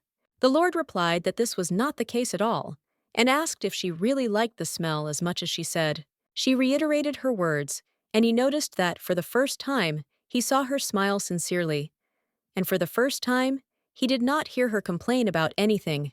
Then the lady suddenly realized that there was something strange in this story, and asked what he was saying, doubting his words. She suggested that this perfume might have a mysterious property, as if it beckons the mind and influences a person's perception. The woman confirmed that there are rumors that the first person to inhale this scent will fall in love for 1,000 years with the nearest person of the opposite sex. This mysterious effect of the perfume created a special atmosphere around them, making everyone wonder how strong its magic really was. After this, the lady immediately threw away the small bottle and, without much hesitation, threw it straight onto the floor, as if it were an empty thing without any value. The woman could not understand what exactly happened to the Countess at that moment. Her behavior seemed strange and unpredictable, causing surprise and anxiety at the same time. If everything that happened is really true, then this could become a real disaster, because the closest person of the opposite sex for the Countess is only Philip, who was nearby at that moment. But after the divorce, Philip significantly reduced his relationship with a woman named Alina, which complicated the situation and did not allow for a quick solution or support from him. And Alina herself could only grieve and suffer from unrequited love, which tormented her, and did not give her peace despite all the events that took place and attempts to forget. Elena said that the Countess seemed to have gone completely mad, because such important things need to be explained before you open the lid and use something incomprehensible and mysterious. It was necessary to ask the Countess to calm down, because magic perfume is just the name of one of the fragrances from the novel, where it is described as the most amazing and attractive. Mr. Renaud commissioned this novel from the writer specifically to promote the sales of the perfume, which made this fragrance a product of placement and nothing more than an advertising ploy. But the Countess had already begun to believe that this was truly a magical perfume, and this frightened her to the depths of her soul, because such thoughts could throw her off balance. The Count turned away from her at that moment, realizing that her words contained a hidden hint specifically at him, and he felt uncomfortable with such attention and suspicion. She also said that in any case he should not miss it, and now it is worth showing the next item to dispel all doubts and explain the situation. The woman showed a magic patch, which was truly enchanted, and that is why it was very expensive and aroused genuine interest among everyone present. This patch quickly relieved pain and became very popular among wealthy people who could afford to buy such an expensive and effective product. The lady asked whether the gentleman knew about the existence of this object and why he did not use it. The Count explained that he used it only in cases of severe pain. The thing was more of a luxury than a necessity. He added that he was trying to find out about the patch, no less than the woman herself, since Renoir, mentioned in the conversation, is her father, which gives the situation a special meaning. To better understand what was going on, the woman decided to pretend to be innocent and simple-minded, hoping that she would be able to find out more useful information. She clarified whether Renoir was indeed her biological father, trying to clarify family ties and their influence on current events. After this, the woman asked to show her the next object, wanting to study the situation in more detail and not miss important details. The woman said that they had some beautiful umbrellas that might interest the lady and would be a suitable accessory. They were both very attractive, and the woman admitted that she could not decide which umbrella to choose, as she liked both equally. The Count advised not to rush and take both umbrellas at once, so as not to miss the opportunity to get exactly what he liked. However, Alina planned to buy only one of these umbrellas, not intending to buy two at once, although the offer sounded tempting. She also decided to take a look at the fan, which caught her attention with its beauty and exquisite design. The main material of the fan was elephant tusk, the quality of which was so high that it was compared to products given to the king. The Count was amazed and asked if there were really so many elephants that their tusks were used to make such fans, expressing surprise at the scale of production. The woman replied that this was not true. Elephants were on the verge of extinction, and she also really liked this fan. It turned out to be worthy of the Countess's attention. The lady admitted that the fan was beautiful, but she would not use such items, preferring to refuse such luxury. He couldn't understand why she was saying that, and she explained that it probably took killing an entire elephant to get the material or product she needed. He felt slightly embarrassed, not knowing what to answer in such a situation, as if her words had caught him by surprise and confused him. He noticed that she had previously seemed to like things made of ivory, and that this seemed to be her weakness or preference in jewelry. Then she became thoughtful, as if she realized that perhaps she had made a mistake, and her previous attitude towards this issue required revision and correction. He noticed that, moreover, the bone really suited him well and looked harmonious with his image and style. She hadn't expected such a remark. It was something new to her, something that wasn't in the original version of the story, or something she had simply forgotten to mention earlier. The lady admitted that she had not previously known how things stood, but now her opinion had changed. Killing elephants for their bones seemed to her a terrible act. He was surprised by such a statement, did not expect to hear something like that from her, and she added that she would like to see a law introduced to protect elephants from cruel hunting. She hoped that this law would help stop the ruthless hunting of these animals and save their population from complete destruction. The Count asked her if she really thought so, and the lady firmly confirmed that this was exactly the case. This was her sincere opinion. Then, the Count asked that everything the Countess bought today be written down on Count Maurice's account, as if to ease her expenses and show concern. He said he was about to leave and wished her a pleasant shopping experience, being polite and respectful of her wishes and plans. She was left perplexed, not understanding why he left so quickly, as if his hasty departure was unexpected and inexplicable to her. Later, she began to understand why he suddenly began to leave. There was some reason or feeling hidden in this action that she had yet to unravel. This made her a little anxious, and she decided to ask Igor what was going on with the gentleman, why he was behaving so strangely and silently. Igor replied that he himself did not really know where the gentleman was now, and why he was acting this way. Perhaps he himself did not yet fully understand the situation. The master's main business was the ivory trade, and apparently she had forgotten about it, which could have caused misunderstandings and tension between them. The Count had recently been out elephant hunting, and it was then that the lady realized what was really going on, openly criticizing Philip for his passion for hunting. She probably should have apologized and admitted that she didn't know all the details, but it doesn't matter anymore since they're going to get divorced anyway. Igor turned to the lady with a question, and she looked at him with bewilderment, trying to understand his intentions and the essence of the conversation. She asked what he meant by that question, as if trying to understand why he was discussing everything so seriously. Igor asked whether this divorce had really been planned in advance, but the lady remained silent in response, not wanting to reveal her thoughts. In his office, the Count recalled how the lady had said that killing elephants for ivory was terrible and inhumane, and this had deeply moved him. She expressed her desire for a law to be passed to protect elephants from cruel hunting in order to preserve these majestic animals. Previously, the lady believed that the ivory business was a profitable business and an important part of their family income. She said it was better to get rid of wild elephants by breeding them and starving them than to engage in hunting, which she considered cruel and senseless. Immediately after she signed the divorce papers, her speech and behavior changed dramatically, as if she had become a different person. The Count did not want to think that she was only pretending her feelings and love for him, but doubts still began to creep into his heart. But this was impossible.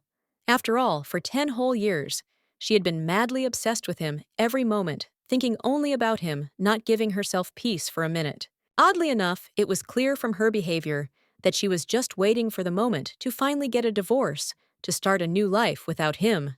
But something was clearly changing in her thoughts, and it soon became clear to them that he had long since lost all feelings for her, and there was not a drop of that former love left. At that very moment, when she was so close to him, his heart almost stopped. A sudden feeling pierced him more than any pain. But it's better not to think about it now. There are too many painful memories that only prevent you from focusing on the present. It is obvious that she is trying to deceive him, hide her real intentions, and play with him as if he were a simple pawn on a chessboard. He took out the letter and looked at it carefully, as if searching for answers to all his tormenting questions in these lines. Only now did he realize how wonderful a person she really was, how she illuminated his life despite everything in the past. Maybe he should pretend he doesn't know anything and call off the divorce, give them a chance to try to make things right. But unfortunately, this won't work out. The truth is too deep and too painful to leave room for lies. He decided not to think about it anymore, because now was an important time for the prosperity of their family and the fulfillment of long-term plans. He is already too old to personally suppress the rebels, and his son is not yet mature enough for such tasks. Besides, he himself is very tired and wants to live his last years in peace. Count Maurice accepted the king's offer with favor, seeing it as a chance to strengthen his position and secure the future of his house. When the former queen died, Count Maurice took her 10-year-old son under his wing and raised him carefully as if he were his own. The king's condition was deteriorating day by day, and now it was clear that it was time to seriously prepare for the transfer of power and inheritance.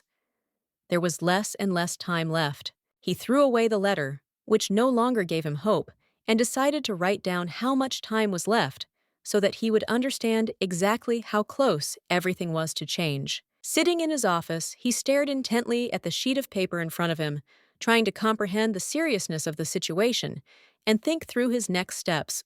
The time had come to tell the children the news. It was necessary despite the gravity of the moment, and he knew it could not be delayed. He called his son, along with his bride, to discuss important matters that could no longer wait. Marlborough, noticing the invitation, asked if his father had called him and was preparing to hear something important. Father said directly that it seemed like the time had come to begin preparing for the inheritance and all the changes that would come with it. Layla was shocked by the news, and her husband couldn't hide his excitement either. Everything seemed too serious and unexpected. Princess Layla of the small kingdom of Perdes was the victim of a political marriage forced upon her by the usurpation of power, and it always left a mark on her soul. She remained withdrawn and sad for a long time, but over time she opened up to Marlborough and sincerely fell in love with him, although she again faced a difficult choice. The father asked what exactly had happened and what was causing the alarm, expecting an honest answer from his son. Marlborough admitted that Layla might be in danger, and although he would rather inherit the earldom than ascend the dangerous throne, it was too late to retreat now.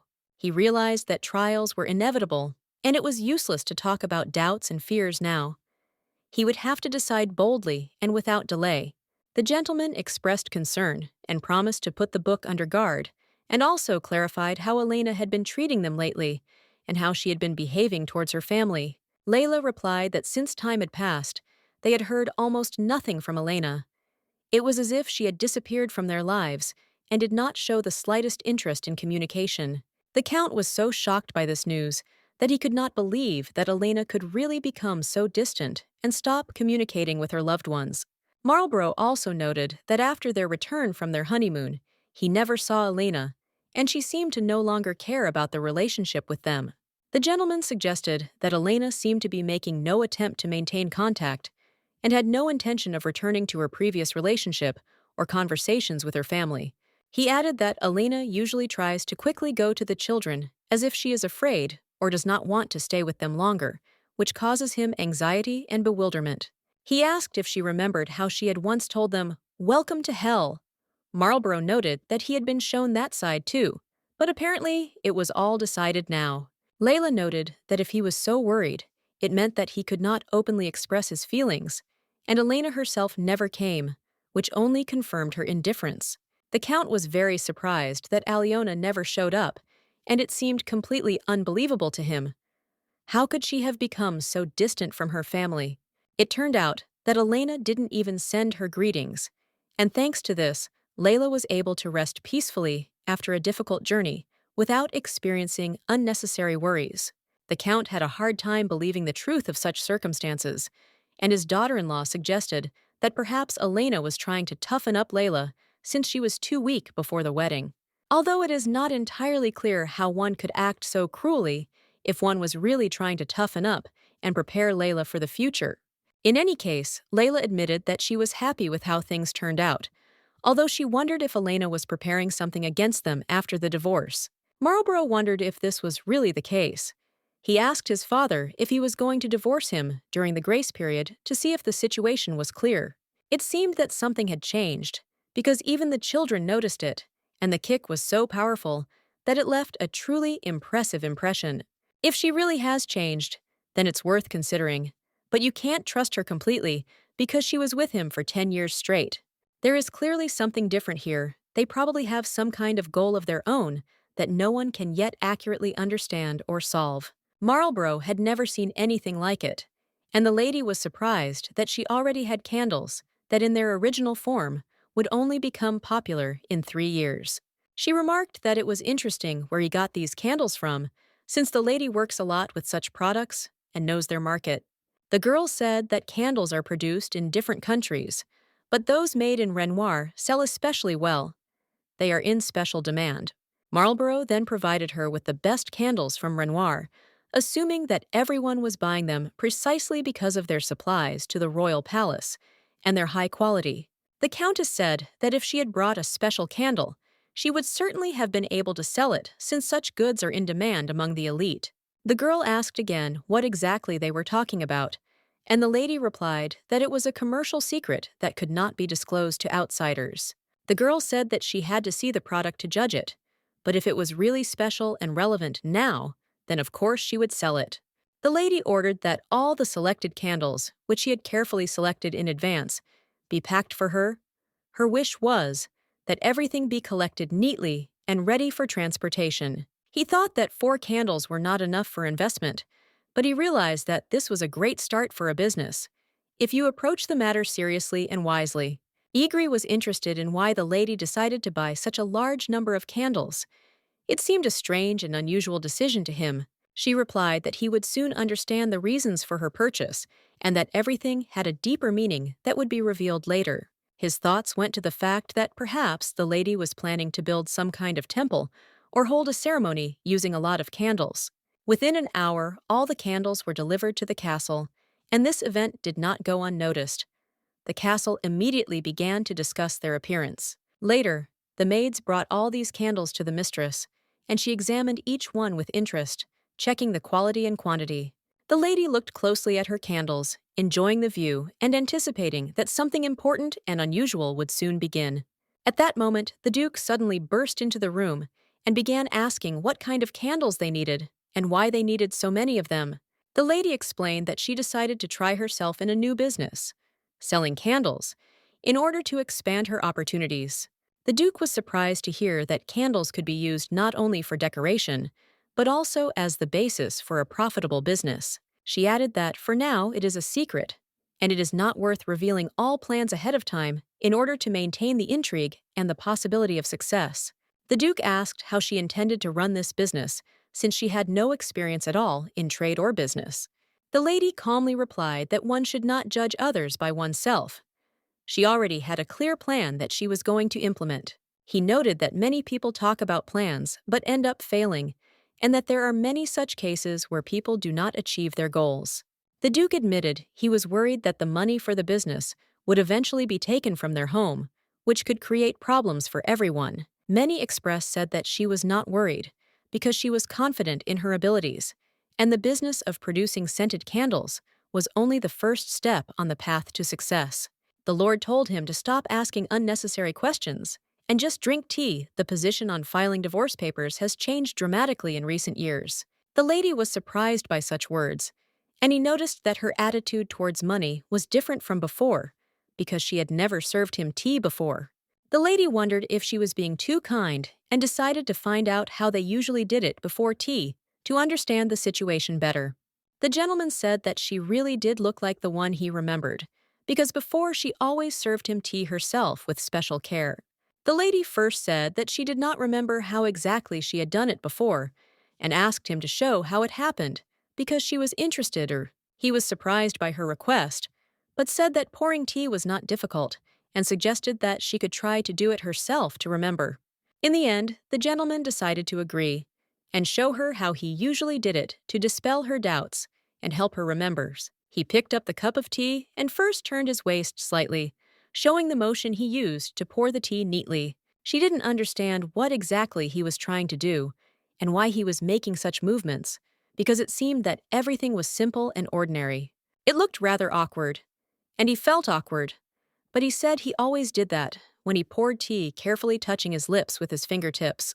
She was shocked by such strange behavior, and he admitted that he did this even in the presence of other people. For him, it was natural. She decided that he was just crazy, and said that she herself was not crazy, because for her, such manners looked strange and incomprehensible. He noted that for him, it was always a joy and a little happiness, which lifted his spirits and made the moment special. The lady stated that she had never remembered anything like that. It simply did not exist in her memory and had never occurred to her. It seemed completely impossible to her. Then she added that Philip should forget the old Alina forever. Such a situation should not be repeated. It will not happen again. After these words, she called the butler, who immediately approached her, ready to listen and help in everything that was needed.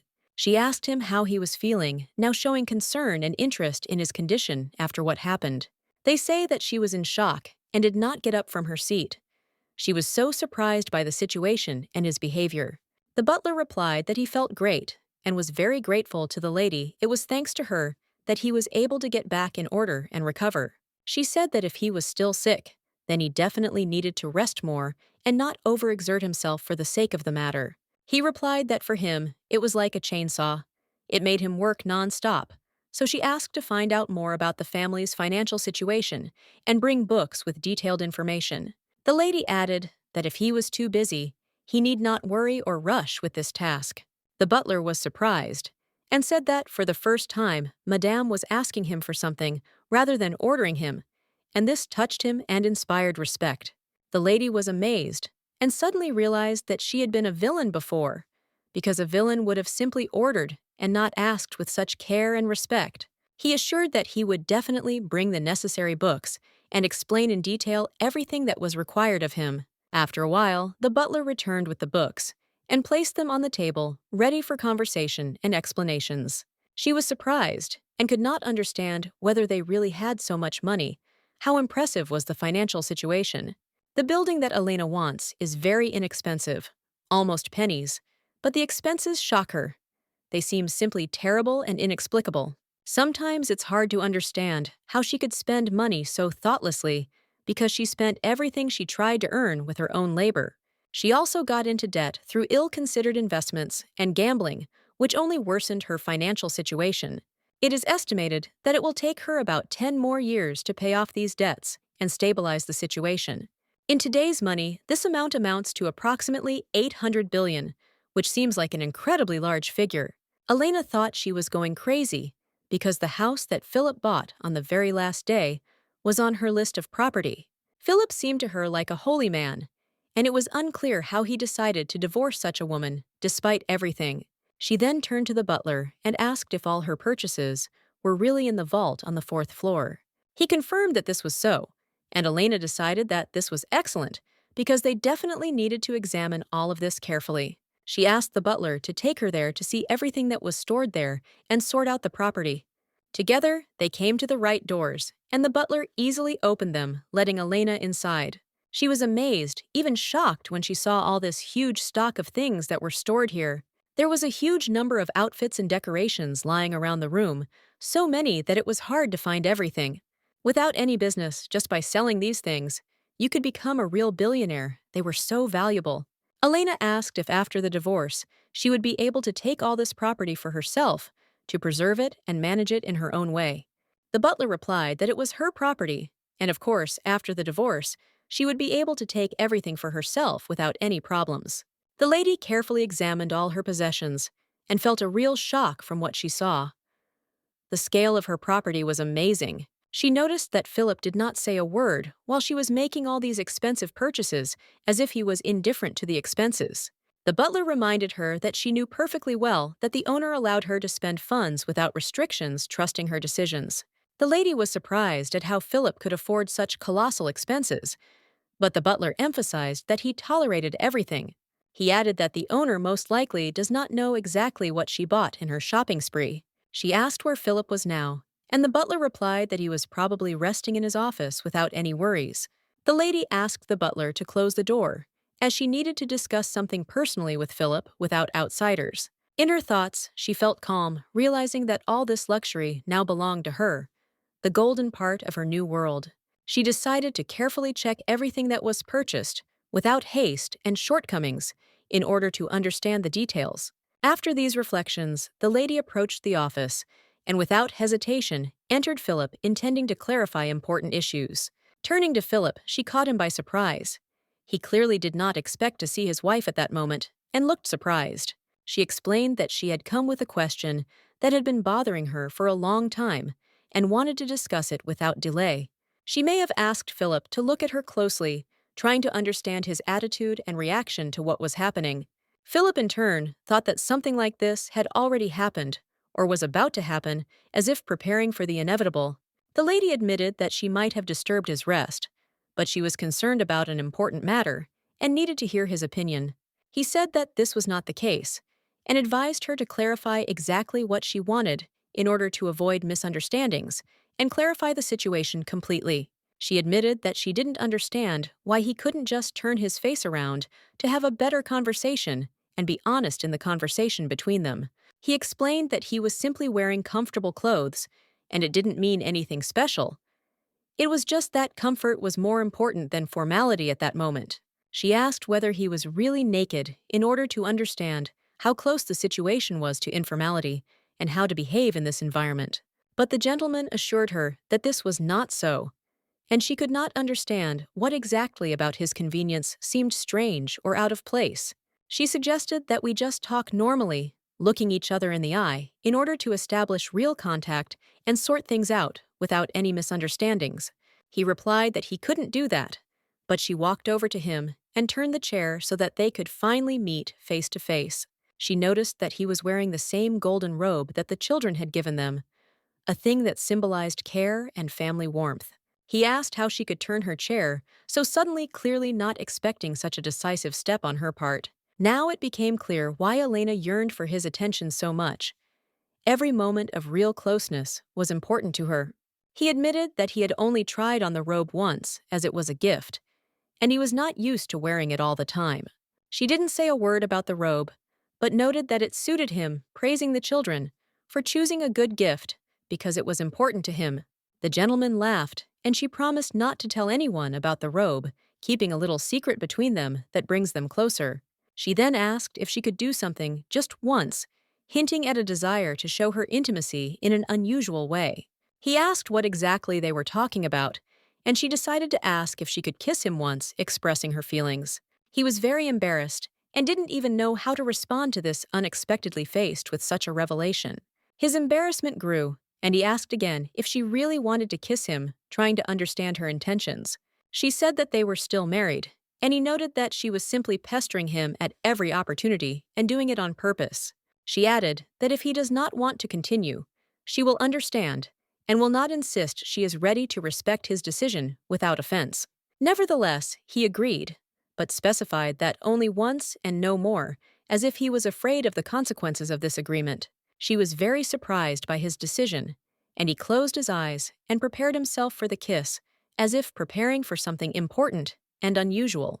She asked him to open his lips, as if inviting him to something closer and more intimate, conveying her feelings without words. After that, she kissed him tenderly on the forehead, showing care and tenderness that was more important than words and actions. He didn't understand what exactly he was doing, but she said it was very sweet and touching, as if appreciating their moment. He noticed that she seemed to be just joking with him, and his embarrassment became obvious because he did not expect such a game. She admitted that she had simply decided to lighten the mood with a joke, and he was so embarrassed that he could not hide his excitement. She also noted that the robe he was wearing belonged to Dima, and he could wear it if he wanted, as if offering comfort. However, he was curious as to why she had come to see him at such a time, and she admitted that she had been interested in his financial affairs. He noted that she shouldn't be told that there wasn't enough money, because in reality, things were different, and she should just not panic. She was surprised that they hadn't divorced yet, although it seemed strange to her, and he didn't understand why exactly she was saying this. She expressed gratitude that he allowed her to spend as much as she wanted, but she didn't understand why things had gone so far and why he had allowed it. He knew it was the only way to help her cope with the stress of the upcoming adoption, and he genuinely wanted to make it easier for her. The lady acknowledged that he had indeed made every effort to support her, despite the difficult circumstances and many difficulties they had to face. He had endured a lot for her, and now she was going to try to resolve at least some of the financial problems that were weighing on them before she left his office. She calmly turned and began to walk away, leaving him in silence, feeling that this time everything had gone as it should, albeit with some uncertainty about the future. Although she always looked beautiful, her passion for meticulous preening sometimes seemed excessive and exhausting, especially at such important moments. He soon noticed that she came to him in a robe, as if hinting at the closeness and trust that was gradually becoming part of their relationship. She noted that it was improper to wear the robe alone, since according to the rules of their duties, they were supposed to be worn together, creating a sense of unity. After all, this is exactly how it was intended. for the robes to serve as a symbol of their closeness and support for each other in any situation. She suddenly took his hand and pulled him along, not giving him time to think, forcing him to give in to her determination and attitude. He was simply stunned by her behavior, not understanding what was happening and why she was changing the atmosphere between them so abruptly. She explained that he had broken the rules and deserved punishment, a kiss which according to her should fix everything. She also noted that being so beautiful without warning is also a violation that deserves a response. In the end, he made up his mind and responded to her initiative by kissing her despite the unexpectedness of the situation. Their lips met in a kiss that seemed both tender and passionate, at the same time reflecting the complexity of their relationship. They kissed right on the couch in his office, as if they had forgotten about everything around them and were immersed in this moment. But soon after the kiss, she slapped him sharply across the face, as if bringing everything back to reality and reminding him of the boundaries.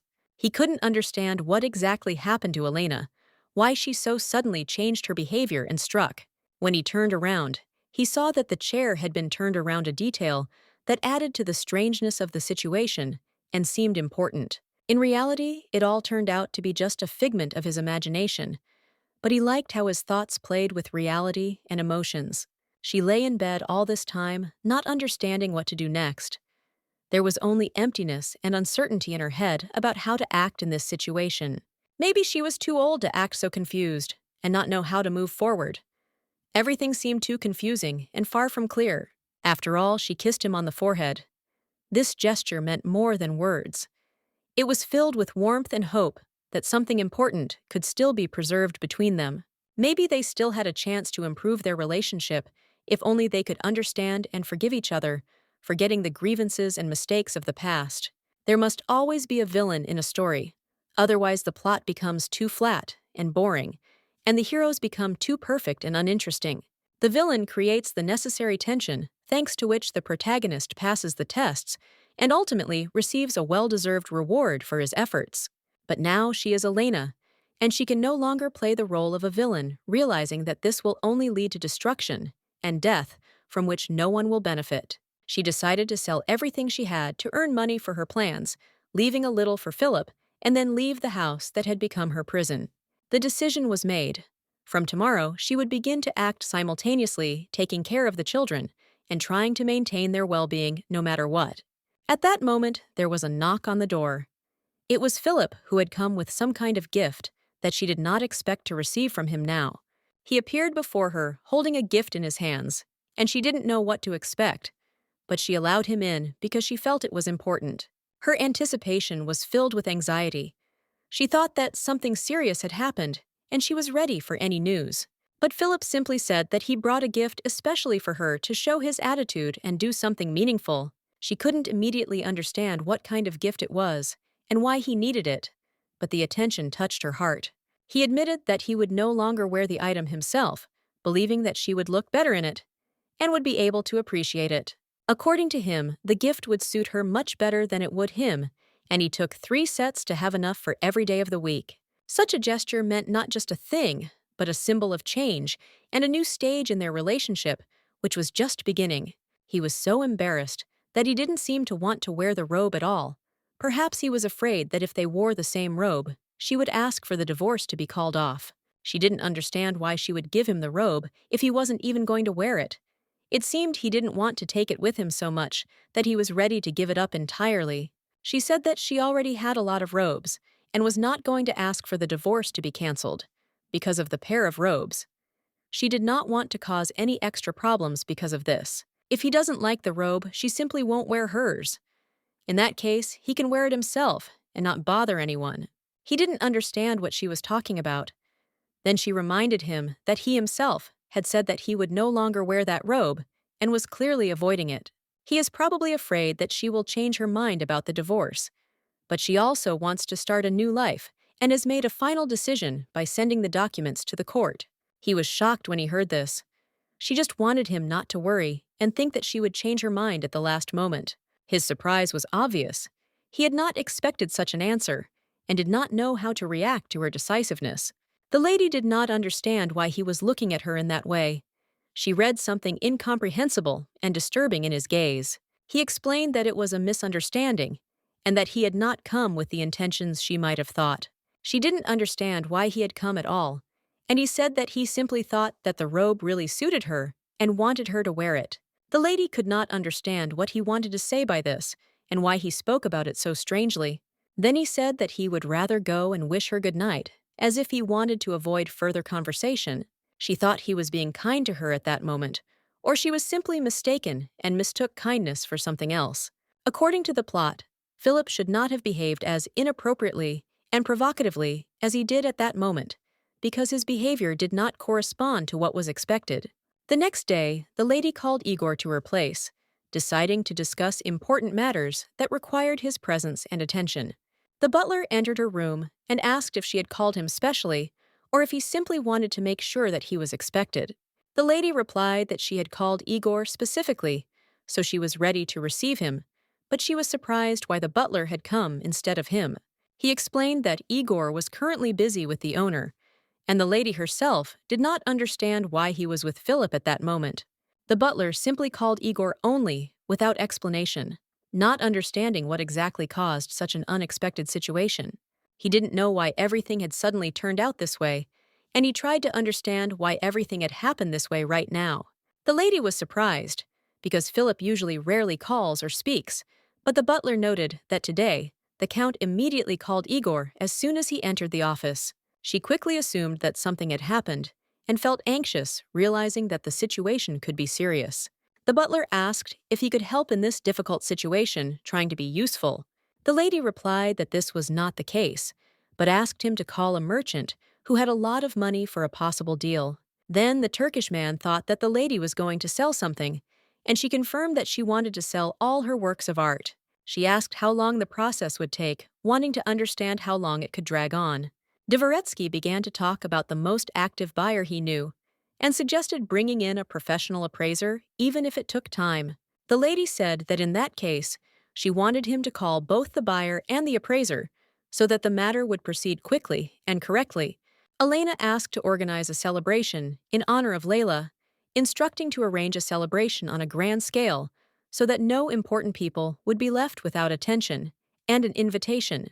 Count Philip was surprised by such an order, but asked again whether this was exactly what the lady had ordered. She confirmed that the preparations had to be impeccable, and the banquet had to be large-scale with all free aristocrats invited. That same day, a merchant arrived at the castle. He thanked the Countess for the invitation and noted that he was ready to offer the best prices for goods to justify her trust. Elena noticed a decoration on the merchant's hand that caught her attention. It looked quite unusual and expensive, as if it hid some kind of secret. The merchant seemed to be a very stingy and greedy man. His look and manner of doing business made one think that he was not very ready to make concessions. She asked him to follow her to show her all the things she was going to sell and to find out how he would value them at a fair price. Together, they went into the room where the items for sale were kept furnished tastefully, but with a touch of antiquity and some neglect. Elena asked him to carefully evaluate each item and write down the price in order to have an idea of the real cost and possible profit from the sale. The merchant named a price for the crystal mermaid figurine, saying that it was a bit old, and offered only 2 gold pieces for it, which seemed like an extremely low amount. They reminded that 5 years ago, such a statuette cost 10 gold coins. That is, the price had dropped significantly, which raised questions in Alyona. 1 gold coin in modern terms was equivalent to about $1,000. So the difference in price was significant and alarming to her. The merchant continued to price the rest of the items, and Elena noticed that he sometimes offered more for individual items than they were worth at the time, which seemed strange. She realized that he was trying to gain her trust in order to then underprice the rest of the goods, and thus deceive her as a whole, receiving an unfair advantage. She asked Igor to find out if there were any other items he could sell. This was important to understand the full picture and assess the property. She also noticed that in the morning, Philip had called Igor only about the Lester case. Igor confirmed that this was indeed the case, and the lady became interested in why exactly he had been called. Igor explained that the gentleman had checked in the divorce papers to see if he had actually sent the necessary papers so that everything would be officially formalized. He confirmed that he had told the truth, and the documents were sent with a seal, which meant that the divorce procedure was completed according to all the rules. Perhaps the lady simply did not trust Igor and doubted that he had fulfilled all his obligations as expected. After some time, Igor reported that all the items had been assessed, and now they could move on to the next stage of property inspection.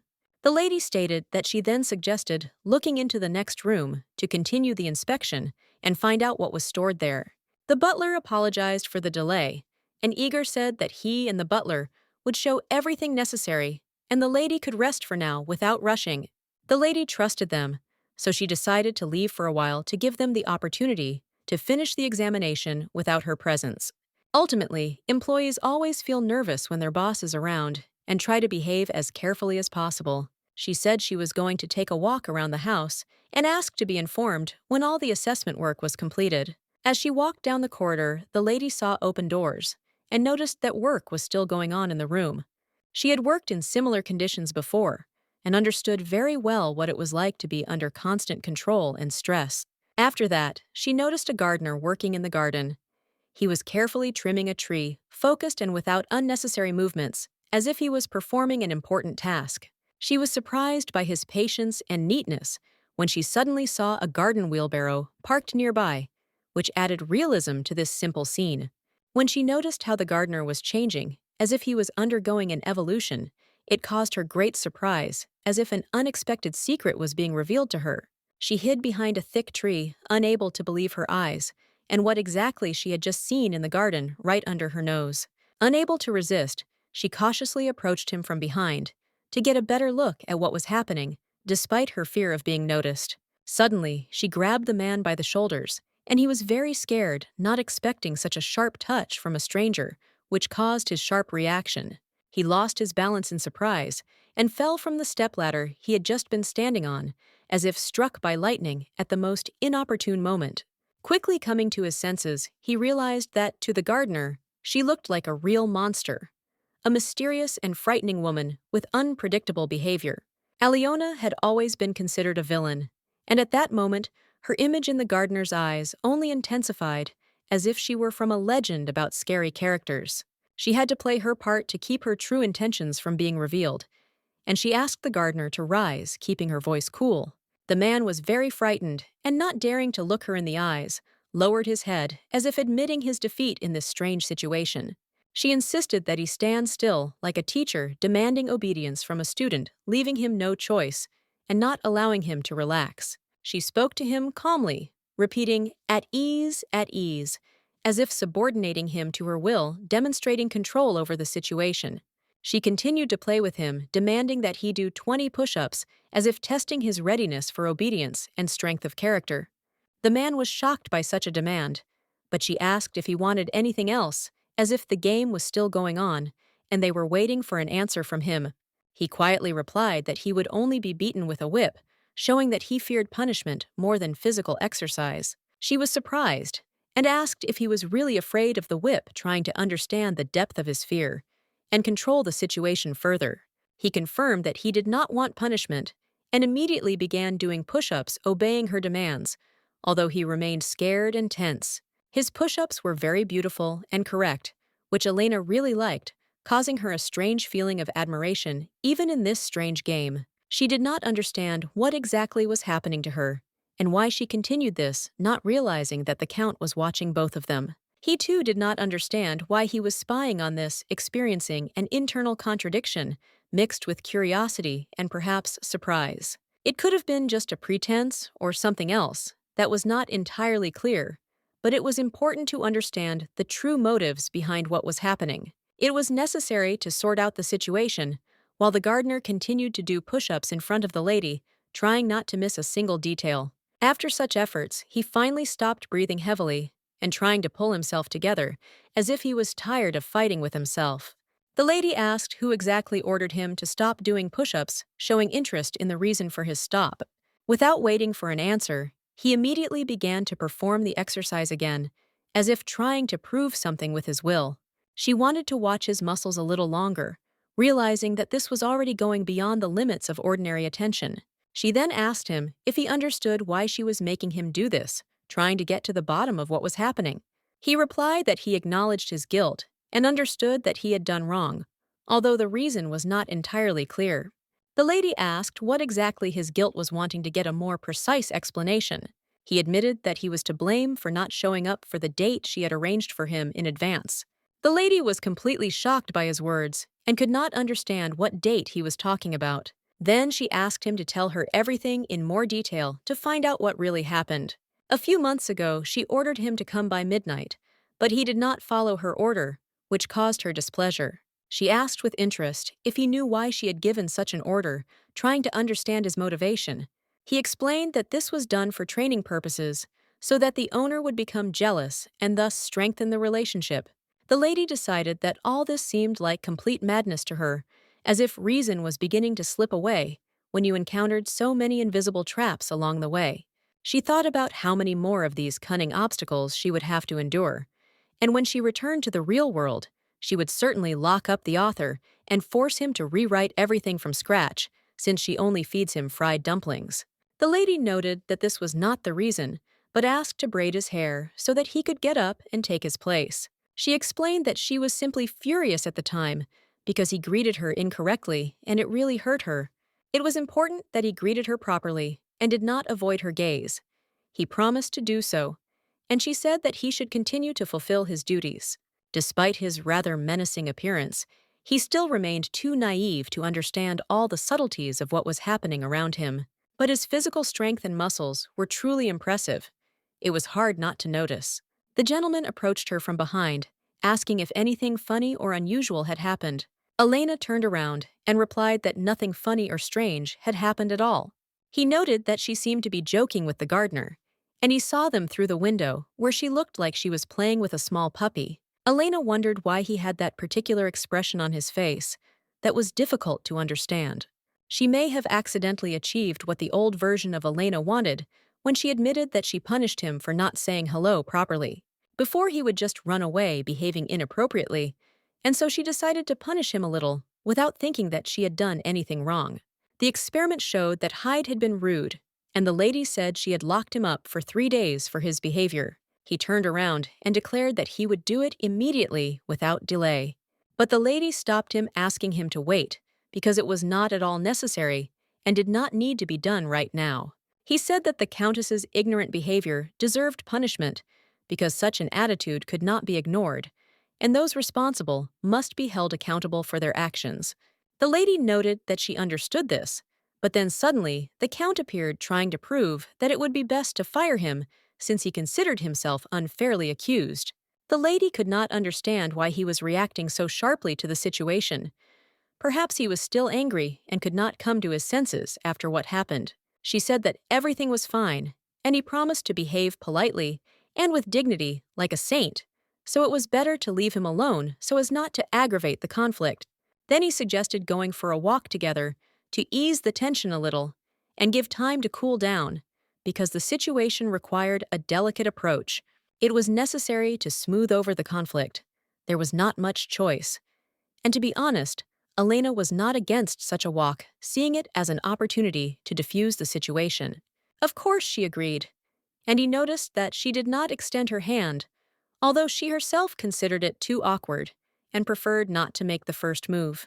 They simply walked side by side, without holding hands, calmly and without unnecessary gestures, trying not to create inconvenience for each other.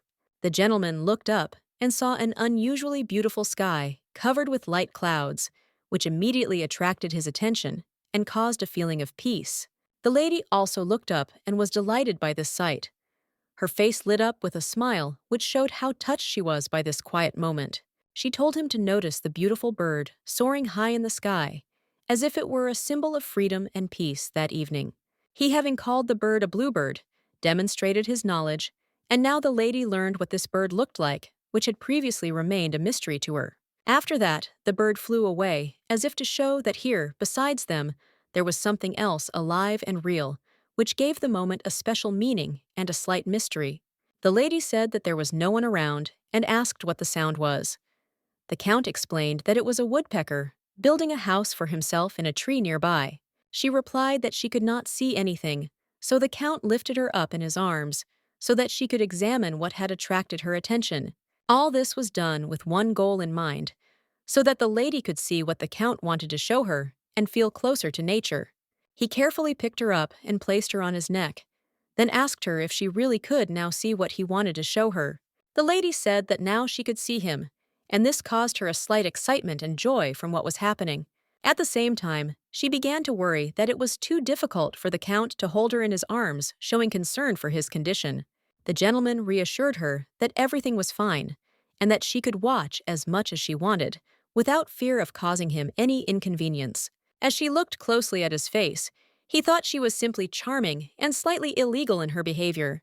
She turned away and became embarrassed, and he noticed that she was so light that it was not at all difficult to hold her, and this pleasantly surprised him.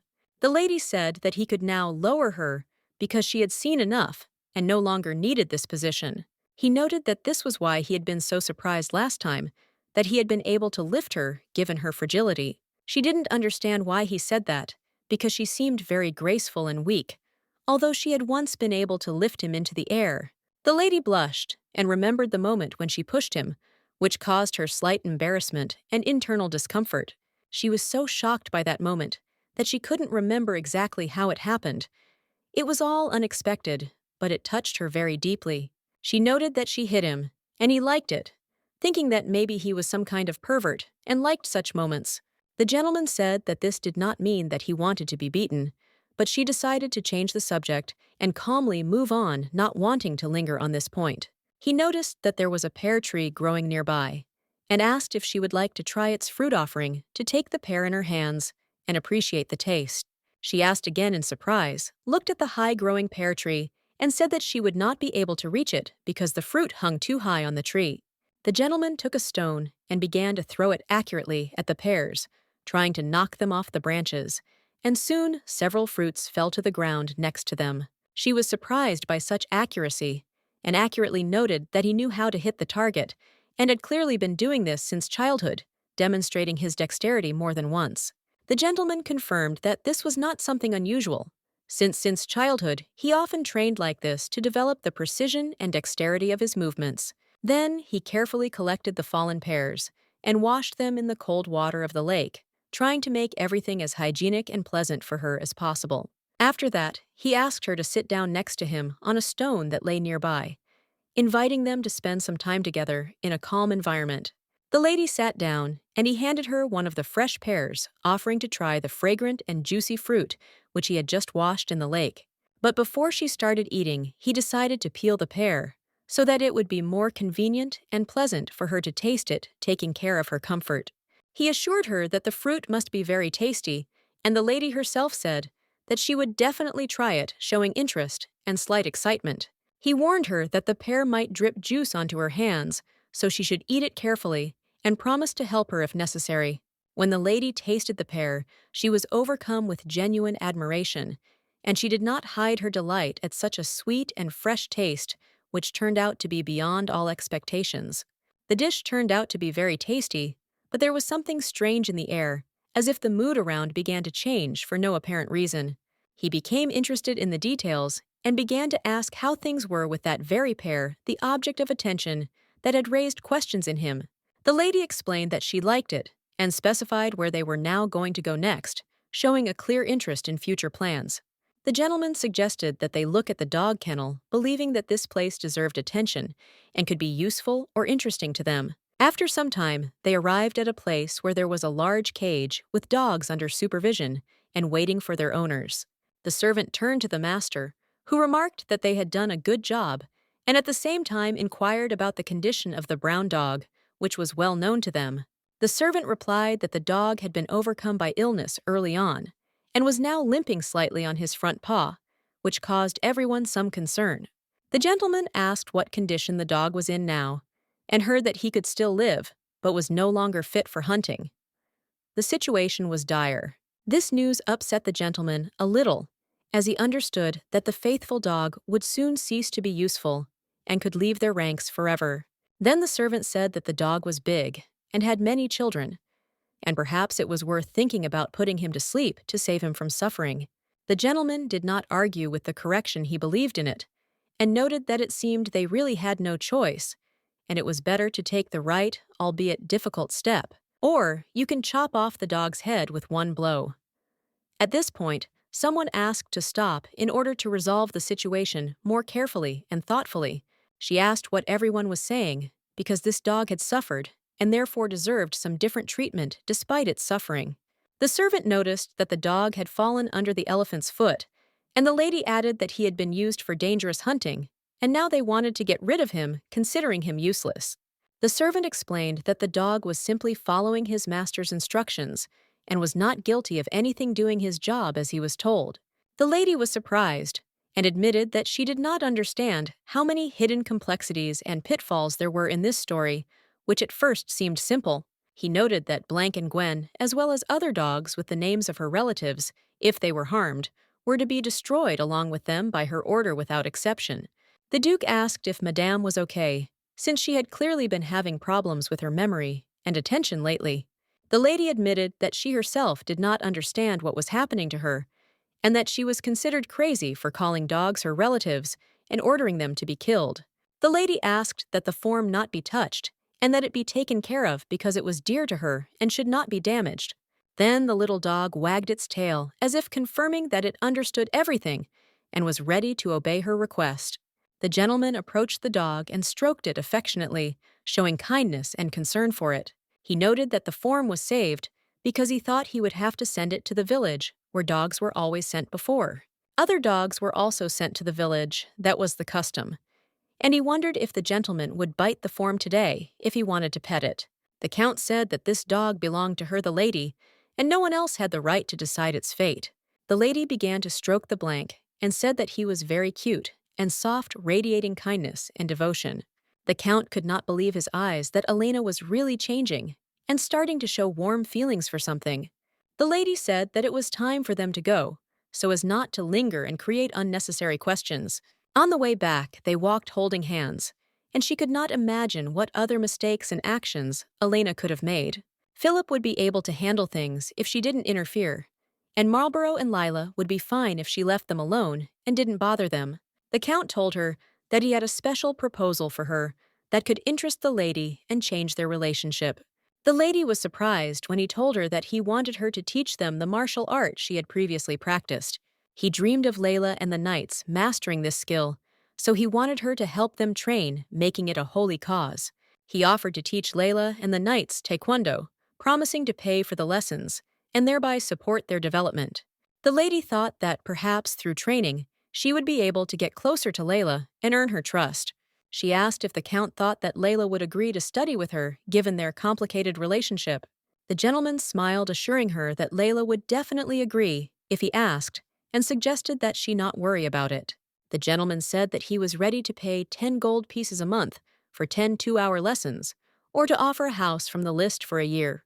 But agreeing just like that was not her style, and she asked to come up with something else, promising to teach Layla for 2 hours every day. It was not a skill that was taught to everyone, and he asked if she could handle the responsibility and workload. The lady replied that she would make an exception for him, and he was delighted, promising to give her one of the houses from the list. Hearing this, she didn't even know how to react to such an unexpected proposal and change in their relationship. At this time, the gentleman was informed that Sir Sean had arrived and was waiting in the drawing room, ready to meet him. The gentleman told the lady to go first, showing respect and trust in her in this situation. The lady noted that today he was especially kind and friendly, which caused her a little surprise. This may have something to do with the fact that she asked not to kill a wounded dog, or that she agreed to teach taekwondo. The lady noted that the amount of the current assessment of the cost of purchases is fully consistent with expectations and order. Igor said that everything was organized, and asked if the lady was satisfied with the work and preparation for the case. The lady confirmed that everything was fine, and allowed to take only those gold items that were marked 452 items in total, only 100 pieces, and if he doesn't want to, he can forget about it without any consequences. No one will insist if his decision is negative. He asked how much it would all cost. Igor named the price, 230 zlotys, explaining that the amount was fixed and already included all expenses. Translated into real money, this was approximately $230 million, a huge amount that made one wonder how it could be used. She didn't know what to do with this information. Now, the feelings of confusion and uncertainty did not leave her, and for a long time, she could not find a solution. This money was clearly not enough to cover Philip's debt, so there was only one option left, which, although risky, was the only possible way out. She decided to use this money as startup capital for a business. It was necessary to increase it and gradually pay off the debt in order to get out of a difficult situation. The very next day, she approached Igor with a request to find candle manufacturers and provide her with all the necessary information to start work. To start, it was necessary to make several aromatic candles for testing in order to check the quality and understand which product would be better received by customers. However, she doubted whether she would be able to make candles of good enough quality using simple recipes to interest potential customers. Alina made several romantic and fresh candles herself, trying to put maximum attention and effort into them to achieve a good result. The smell was quite good, and at that moment, the maid announced that it was already lunchtime, reminding us that it was time to take a break. She asked to bring something simple and convenient here, so as not to be distracted from work, and at the same time to have a little refreshment. Meanwhile, she began to think that there was something missing from these candles, and decided to take a closer look at the recipe to see what could be improved. At that moment, the Count came to her and asked what the lady was doing, trying to understand why she was so immersed in her work. She replied that it was not important, and it would be better not to disturb him, insistently asking him to leave so as not to distract her from important matters. The Count did not understand why she was behaving so harshly, and asked if he was disturbing her with his questions, trying to find the reason for her irritation. The lady replied that he was indeed bothering her, and this was said clearly, without any attempt to hide her feelings and irritation. However, it was better to ignore this and go about your business so as not to aggravate the situation and maintain peace in the house. The gentleman did not want to leave, but she persistently led him out of the room, leaving him no choice and showing firmness in her actions. After this, she called the servant and asked if he was busy today, trying to understand if he could help with her plans. The gentleman said that he was away, but noticed the strange behavior of the lady, which made him worry and leave him in peace. She asked the servant to call the gardener Hade and bring some things from the kitchen to prepare for what she had planned. The Count remained perplexed, not understanding why she needed the gardener Hade and what work he could do. But they noted with confidence that the task for the gardener would not be difficult. There was nothing to worry about. The lady would not give him hard work. The lady said that the gentleman could go about his business, but he replied that he would prefer not to leave, although he respected her position. Soon the gardener came looking frightened and timid. He came up to listen to the lady's order. She noted that the gardener was probably familiar with the pest-repelling plants and calming scents she was looking for. The gardener confirmed that he knew these plants, and she asked him to collect them for her as soon as possible. He specified what exactly needed to be found, and the lady demanded that he collect them within an hour, emphasizing the importance of time. The gardener was struck by such urgency, but the lady only urged him to hurry without explaining the reasons. She added that if he was late, he would be punished to motivate him to complete the task without delay. The gardener quickly went off to collect the plants, and she watched him through the window, seeing how he hurried and ran. He was a very naive person, which made him an ideal candidate for a job that required simplicity and trust. He did his job well without asking too many questions. Meanwhile, the servants brought everything necessary for the process, carefully placed it in the right place, and poured water into a large bucket to prepare everything for the further actions that were to take place. The lady was sure that she would definitely succeed.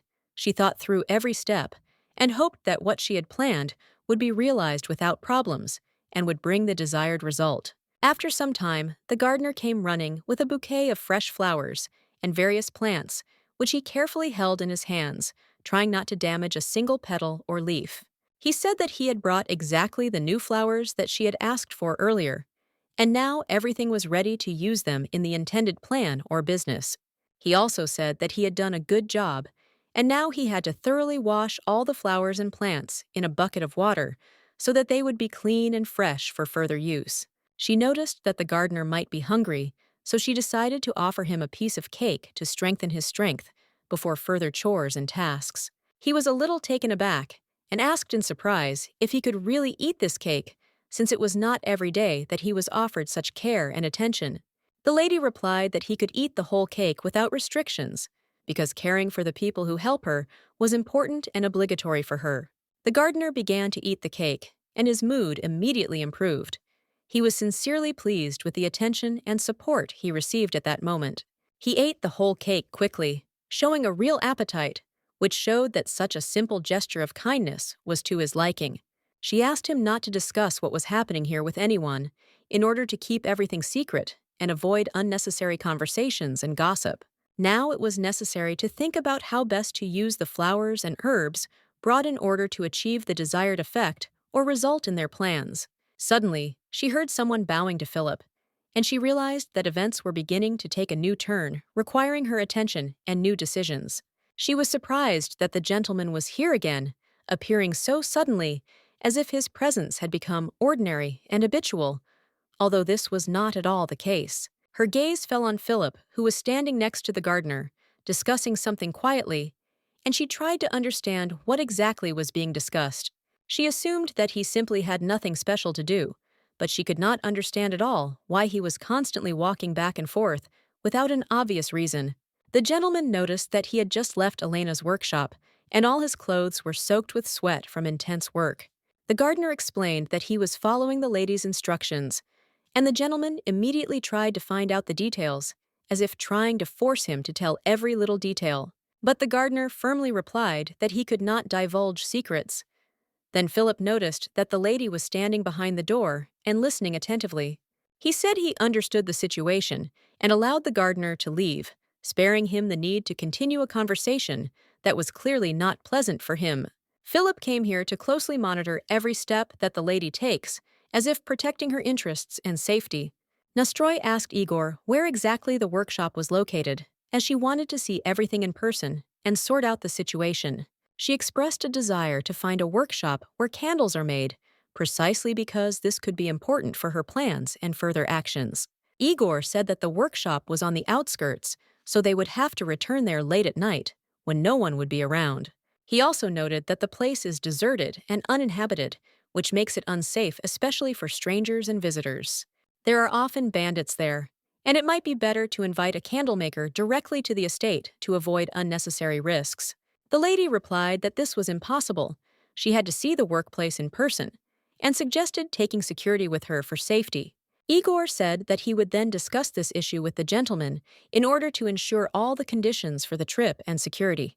The lady thought about the robbers and the dangers of the night journey, realizing that they would have to carefully prepare for the upcoming trip. For a long time, she could not understand why Philip was here again at this very moment, as if something was pulling him back to the estate, where everything was so difficult.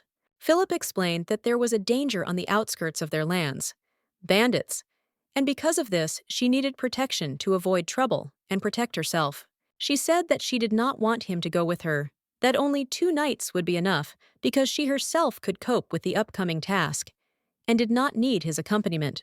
But the gentleman categorically objected that he did not agree with such a decision, although the lady reminded him that he was busy with his own affairs and should devote time to himself. He cleared his schedule especially for this, and she was taken aback by his desire to go with her, thinking that the reason might be feelings of love. The gentleman felt awkward and embarrassed, and she secretly hoped that this was really so, because it was hard to believe that such a person could fall in love with the villain Elena. If such a handsome man confessed, it would be incredible. He reminded that they were not yet officially divorced, and if something happened to the countess, he would have big problems. She replied that she was still a countess, but most likely she did not think quite the way he imagined, and her thoughts were directed to other things. She decided that she would take with her only 2 guards experienced and reliable enough to ensure her safety without attracting unnecessary attention. However, the master believed that with 2 nights she could be in danger, and the lady assured him that this was enough and advised him to rest because he also needed a break.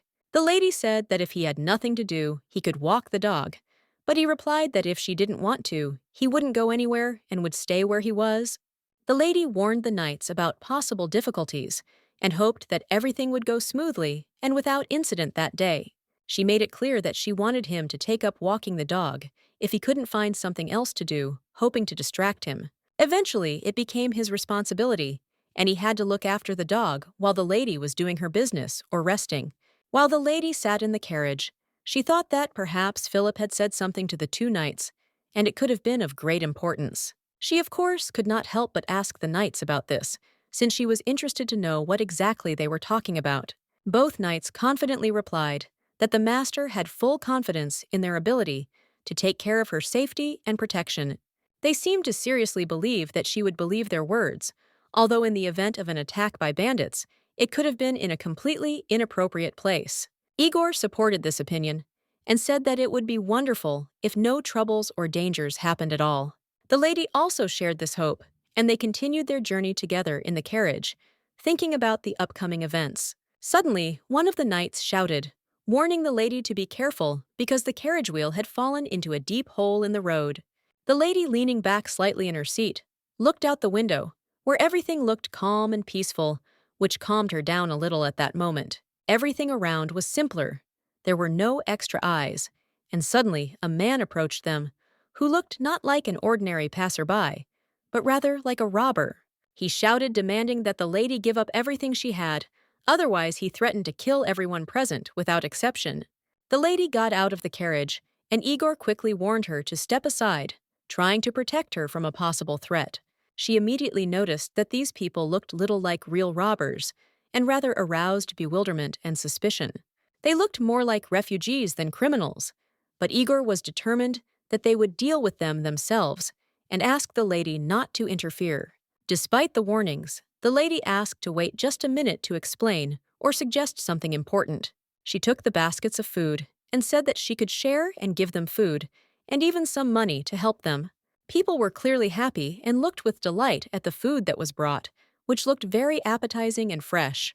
The lady added that she had even more food, and if they let them go, she would definitely bring it later.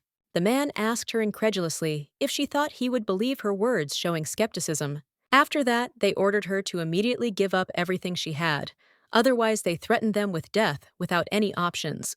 Igor sternly told them to step back, so as not to create a threat and maintain control of the situation. Elena noted that she had already told her to back off, but now she was confident that she could deal with this problem herself without outside help. She started pushing all the men on the heads, as if wanting to show who was in charge here and make them feel her strength and power over the situation. The man was shocked, not expecting such determination, and she already had to endure a much greater test than she could have imagined at the beginning.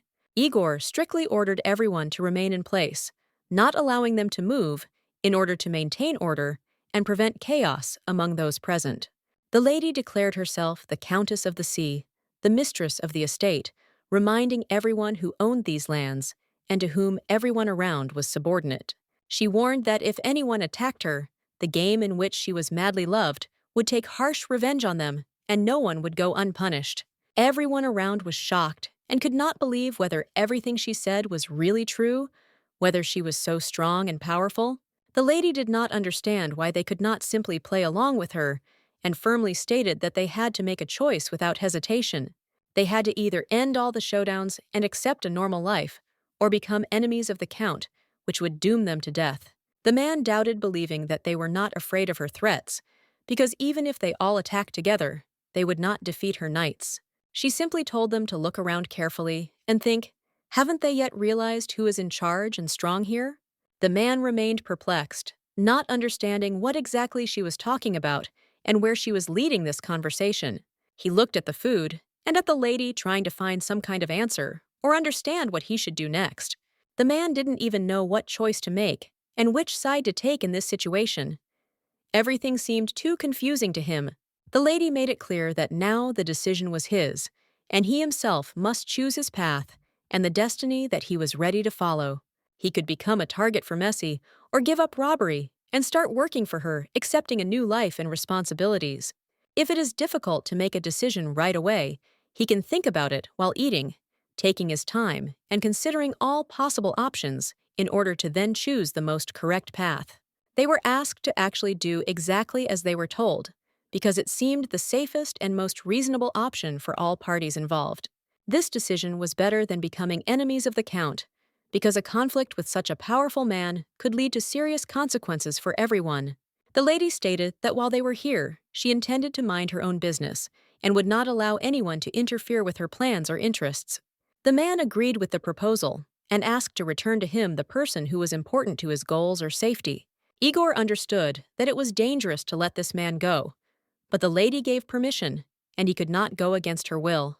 The man immediately ran to his allies, or people he trusted, to act according to the agreements. He had not yet felt fear, because the lady had kept her promise, warning that next time she would not hesitate and would kill without hesitation if the promises were broken. The man assured them that they should not worry because they also keep their words and intend to fulfill the agreement. It was quickly noticed that the carriage seemed no longer fit for further travel, and the lady asked Igor to free the horses. The horses were already ready for the trip, and the lady said that she would go with Igor, intending to accompany him personally. Igor was amazed by this decision, because the lady herself admitted that she did not want to manage horses, which puzzled him. In fact, the reason was that she simply did not know how to ride a horse, and therefore preferred to avoid such activities. She said that if it is too difficult or inconvenient, then you cannot try to do it at all, so as not to create unnecessary difficulties and not complicate the situation unnecessarily. Igor assured her that everything was fine and helped her climb up, supporting her carefully and gently so that she felt confident and safe at all times. Igor was interested in how she could settle down more comfortably so that she would be comfortable and would not have to change her body position during the trip. She realized that he wanted her to lean on his arm to make it easier to hold on, because it was more comfortable and safer when moving. The lady replied that this was not necessary because it was much more convenient for her to hold hands rather than lean on him, as she felt more comfortable feeling support that way. After that, they set off together on horseback, moving at a leisurely pace along the road, enjoying the fresh air and the silence around them. She also asked the men to take good care of the horses, as these animals were expensive and required special care and attention. The man said that his man would go with them, and if they tried to deceive him, there would be no negotiations or compromises. It was a strict threat. The lady reassured him that there was no need to worry, because she only needed loyal and honest workers, and she did not need real bandits under any circumstances. The man understood that the wrong decision could make him a slave in this situation, so he carefully weighed every step and word. In the end, he simply laughed at her not taking her words and threats seriously, as if showing his superiority. Judging by the expressions on the faces of the knight and the count, one could understand that the count was not madly in love. His feelings remained restrained and unexpressed. She seemed very funny to him, and he wondered who she took him for, because her behavior and words seemed a little ridiculous to him. Her words often sounded empty. She chatted a lot, to no avail, and therefore it was worth listening to her as little as possible, so as not to waste time on empty conversations that had no meaning. He noticed that there was a dog nearby, which caught his attention, because the animal could mean something in that situation or suggest where to go next. A gentleman came out from around the corner and immediately understood that they were most likely talking about Aliona, and this could influence the development of events in the direction he expected. The people around did not understand who was in front of them, and because of this misunderstanding, they felt angry and irritated, not knowing how to react to the unexpected appearance. But everything changed when the Count himself appeared before them with his dog, and this caused them real shock and genuine surprise. The Count looked carefully at the road, noticing that while walking the dog, she had run into wheels, as well as a point that had fallen into a hole, which could have created a danger. This man was Count Philippe Maurice, who owned these lands and had every right to control everything that happened on his territory. Everyone around was amazed and shocked that this man was the very same Count about whom there were legends and stories.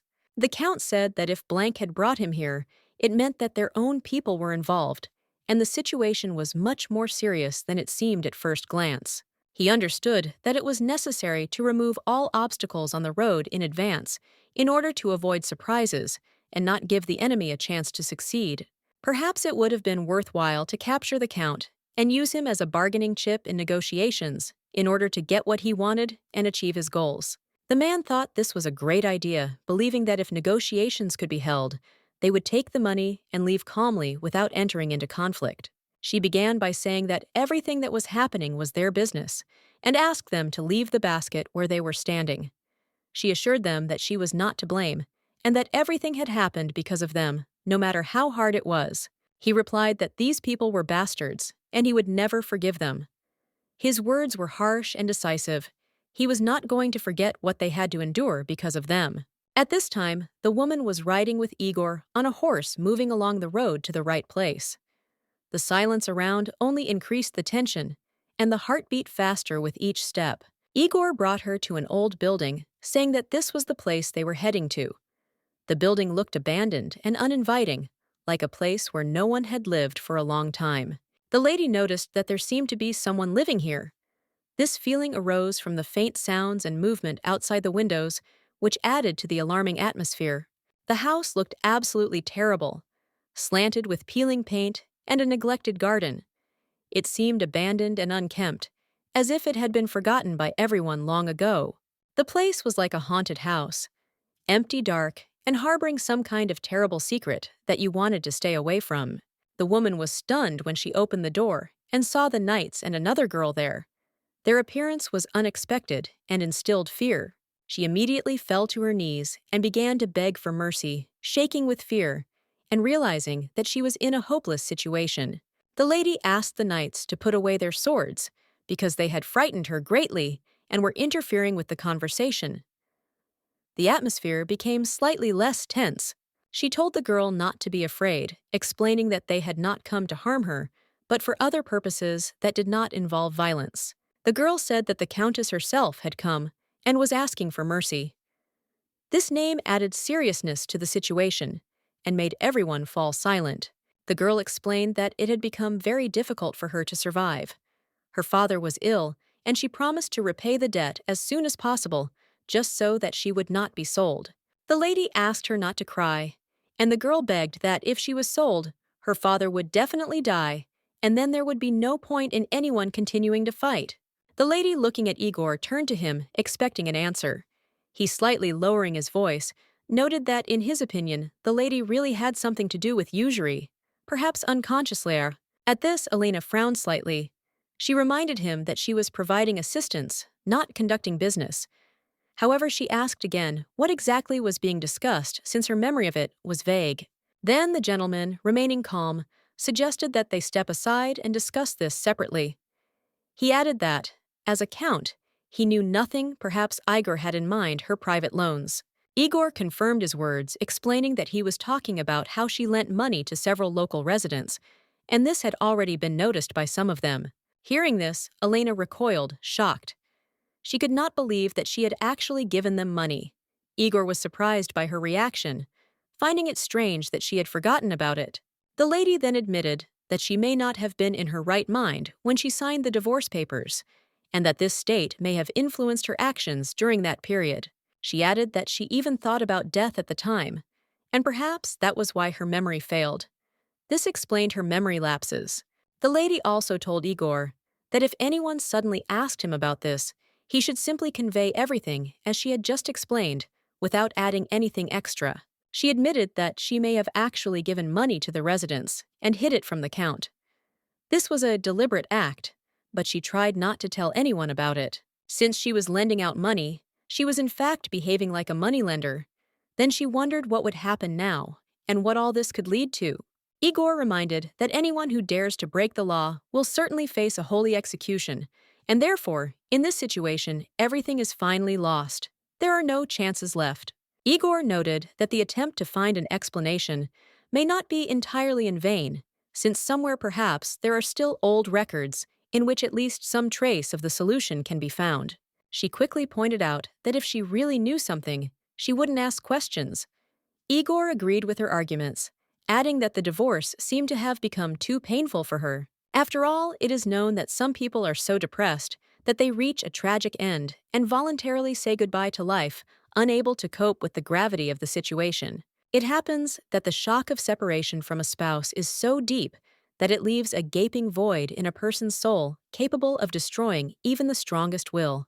The girl again began to ask the lady for forgiveness, trying to hold back her tears, although she herself understood perfectly well that this would hardly be able to somehow change the attitude towards her at the moment. However, the lady replied that she did not want to see her tears, and if she did not stop crying, she would have to force her to repay the debt because whining was driving her crazy. Then she told the girl to wash herself and tidy herself up because they had an important conversation that could not be postponed for a minute, especially in the current situation. Surprisingly, even with such a strong wind, the task remained in force, and nothing yet interfered with its implementation, although the conditions became increasingly harsh and dangerous. When they entered, the girl did not waste time and immediately began to ask for forgiveness, as if hoping that sincere repentance would at least slightly soften her fate. She promised that she would find a way to earn money to pay as soon as possible, because now it had become a matter of honor for her and an opportunity to atone for her guilt. The lady asked when exactly the girl was going to repay the debt, because time was passing and there was no result. She wanted to understand whether she had a clear plan or just excuses. The girl promised that she would try as quickly as possible. The lady asked whether she would be able to earn money if she started making candles, because this is a painstaking business and requires effort. In response, the girl apologized regretfully and said that she could harvest the crop and then sell the wheat or chickens if she was allowed to stay on the plot with her father. The lady asked again if she knew the exact amount of the debt. The girl replied that it was 5 gold pieces, taking into account the interest, as stated in the letter. She explained that they wanted to send her to work in the tavern, but she herself dreamed of staying near her father. The girl added that the mistress even threatened to send her to the tavern, as moneylenders do. Such treatment was painful and humiliating for her. She felt like a mere commodity. Despite everything, the girl was sincerely grateful for the kindness shown by the lady. She said that she was ready to do a lot, if only to stay close to her father. For her, it was the most important thing. The lady was surprised and asked if the girl was really ready for everything. She nodded affirmatively, and then the lady asked if she could make candles for her. The girl explained that candle making was not profitable. However, the lady did not back down and wanted to know if she would agree to take up the business despite the low income. Then the girl said that if the lady wanted it, she would try. But the building was too old and ill-suited for a workshop. It needed repairs and might be unsafe. She promised to help set up the workshop, take on some of the expenses, and also find workers to help the girl, not leaving her alone with the work. At first, the girl couldn't even believe what she heard, but the lady reminded her that if she did what she did best, then she would get her debts forgiven and a chance to earn money. The girl stood there stunned by what was happening when the mistress sternly ordered her to stop crying, because there was no point in them and there was no time left for them. After this, the lady called Igor to her so that he would immediately hand over the candles that they had prepared in advance, without delaying the process for a minute. She looked closely at the candles, brought one closer, and noticed that the aroma was clearly unsuccessful. The smells seemed to interfere with each other. The girl was surprised how the lady could notice such a detail so accurately, and could not understand how she managed to predict the mistake in the mixing. But she only calmly explained that this was just a rough sample. It was only needed to demonstrate the idea, because she was not very good at understanding the subtleties. That's why she needed a specialist, and the girl understood this immediately, because what she saw looked like real art, as if blessed from above. Then she asked the lady to allow her to do this, and Elena, without hesitation, suggested starting cooperation by signing a contract. By this time, the Duke had already managed to punish those men. They stood before him, kneeling covered in blood, and with drooping faces, not daring to rise. He explained that these were not criminals in front of him, but refugees, and his wife insisted that they stay here despite everything that had happened. They confirmed this, and one of the men said bitterly that the Countess had shown them no mercy, even when they had neither food nor strength. They remembered her indifference for a long time. He couldn't believe it, because he was sure that his wife would never refuse to help those in trouble. She always despised indifference to the suffering. However, he then remembered how she had once personally brought them food without waiting for the servants, and had hurried away, citing urgent matters. This action surprised him. He had to admit that the Countess had really changed lately, but he couldn't believe that it wasn't an act. He knew that not everyone was capable of genuine change. The man knew they had to come up with some other holy image, or they would all be destroyed. Hope was slipping away and time was running out. He looked at the Count and decided to ask him to listen, hoping that at least someone would hear the desperate voice and understand how desperate their situation had become. The man explained that they were pathetic souls whom the Countess had taken in out of pity. Like a saint, she had taken them under her protection when no one else would offer her hand. He added that it was better to be her servants than to die here in fear and hunger. He became curious if others knew how cruel the Countess could be. If he had only known that the Count himself was her husband, he would have lowered his head without hesitation as a sign of respect and would not have uttered another word. But the Count noted that the man had given his name but still allowed himself to be mocked and impudent. Such behavior only emphasized their stupidity and ingratitude. Then the man realized that it was his grave mistake. He should not have opened up because even noble intentions can be trampled if you say too much. He explained that he had the impression that someone was pretending to be him. Everyone thought it was an imposter, and no one believed that it was really him, even though he was telling the truth. Despite their doubts and suspicions, he trusted no one. And if Aliona really wasn't here, he had no choice but to change his tactics. Before he could do anything unfamiliar, men suddenly approached them. Their appearance was unexpected and caused alarm among those who were already in the area. Although they had only been out of the forest for a day, new people had already appeared. Everything was happening too fast for them to get used to it. One of the men who looked older asked if they were the same gang of robbers that had been causing fear and confusion in these parts lately. They replied that they did not need the title of lord.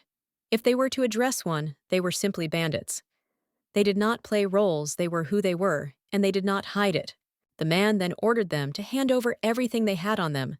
He spoke sternly and mercilessly, making it clear that he would not tolerate any concealment. He assured them that if they confessed and told the truth, then he would spare them, but he would punish them immediately for lies and stupidity, not tolerating disobedience. Without waiting for an answer, he took out of his bag an object resembling a ball, but clearly intended for another purpose, and prepared to deal with them in earnest. The bandits were confused, not understanding what this thing was. It seemed alien in this world, and they could not determine whether it represented a danger. He didn't hesitate. He suddenly rushed forward, moving sharply and with lightning speed, too fast for them to have time to react or defend themselves. Resistance was almost impossible. He was not only agile, but also incredibly strong. The bandits simply could not cope with such an opponent. He quickly scattered them to the sides, and the robbers, of course, did not expect such a swift and decisive action on his part. They were even confused by the suddenness of what was happening. He handled the sword with great skill, and his opponents did not think that he would be such a strong and skilled fighter, which made them seriously overestimate their strength.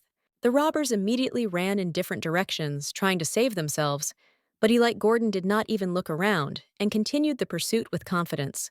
The Count gave a clear order to quickly tie up all the captured bandits so that they could no longer pose a threat and were completely neutralized. The men who served the Count immediately set to work and quickly tied up all the robbers, not allowing them to resist. Later, the Count and the refugees watched the captured bandits assessing the situation and deciding what to do next with these captured men. The Count asked one of the men when Elena had promised to return, since her arrival was important for further plans. The man replied that Elena had said that she would return in about an hour, and everyone began to wait for her to appear in order to decide on the next steps. The gentleman was shocked because Elena could see this situation, and he ordered that when the Countess came, no one should tell her that he was actually here. The man was surprised by such a request, but the Count explained that they should consider these robbers their prisoners and keep it a secret so as not to disturb Aliona. He acknowledged that capturing these bandits was a great achievement and even promised to issue them identification cards as residents of the place to cement their status. The Count asked them how they felt about this proposal, and everyone present was simply delighted at the opportunity to become official residents under his protection. The only condition was that Aliona should not find out that the Count was here. Otherwise, the situation could become complicated, and this fact had to be kept secret. The man assured that he understood all the conditions and promised that they would pretend that the Count had never appeared there, maintaining secrecy. If they don't tell her about him, She will never know what he is going to do, and everything will remain a secret until something unexpected happens. Hearing how cleverly he caught the robbers, she might finally begin to look at him differently, seeing qualities in him that she had not noticed before. She will probably say that he is a very charming person and wonder to herself why she didn't notice it before. He even felt embarrassed at the thought of this, because such feelings were unusual and unexpected for him, making his heart beat faster. Although if you think about it, all this is not so important, and you can do without unnecessary emotions and worries, leaving everything as is. There is still a chance that she will guess that he followed her, although this remains only an assumption and does not require confirmation. It is better not to say anything unnecessary, so as not to create unnecessary problems, and not to reveal your thoughts ahead of time. The men said they had gone up to the area when no one was looking, hiding the true reasons for their presence. They won't tell anything, but after some time, Elena returned to them, and the situation began to change. With her return, the atmosphere in the camp changed dramatically, and everyone felt that something important had happened. She did not understand who exactly this man was and what had happened, but they explained to her that they were robbers who had attacked them. The man noted that they had obeyed Olga the Countess and had not intended to attack just like that, but circumstances had turned out differently. Then these guys suddenly attacked them. A fight broke out during which everything quickly got out of control. They were tied up, and the lady noticed that the atmosphere somehow became tense, which caused her questions and concerns. The man explained that catching them was a difficult and complicated task. He doubted whether they would be allowed to stay, because there were rumors that the inhabitants of the estate would not accept them, and life there would be hard. The lady personally had no objections to their stay, but she did not know whether Philip would give his consent, since only he could decide this issue finally, and much depended on him. She said that she had sent a messenger to the Count asking for help, and was waiting for an answer to understand how they could obtain permission for their stay, and what would be required for this. The one who had gone to the Count for help returned much faster than the lady could have imagined, which caused her surprise and new questions about what was happening. She was confused and couldn't understand what exactly had happened, and why so many carts had pulled up to the property. It clearly meant something important and unusual.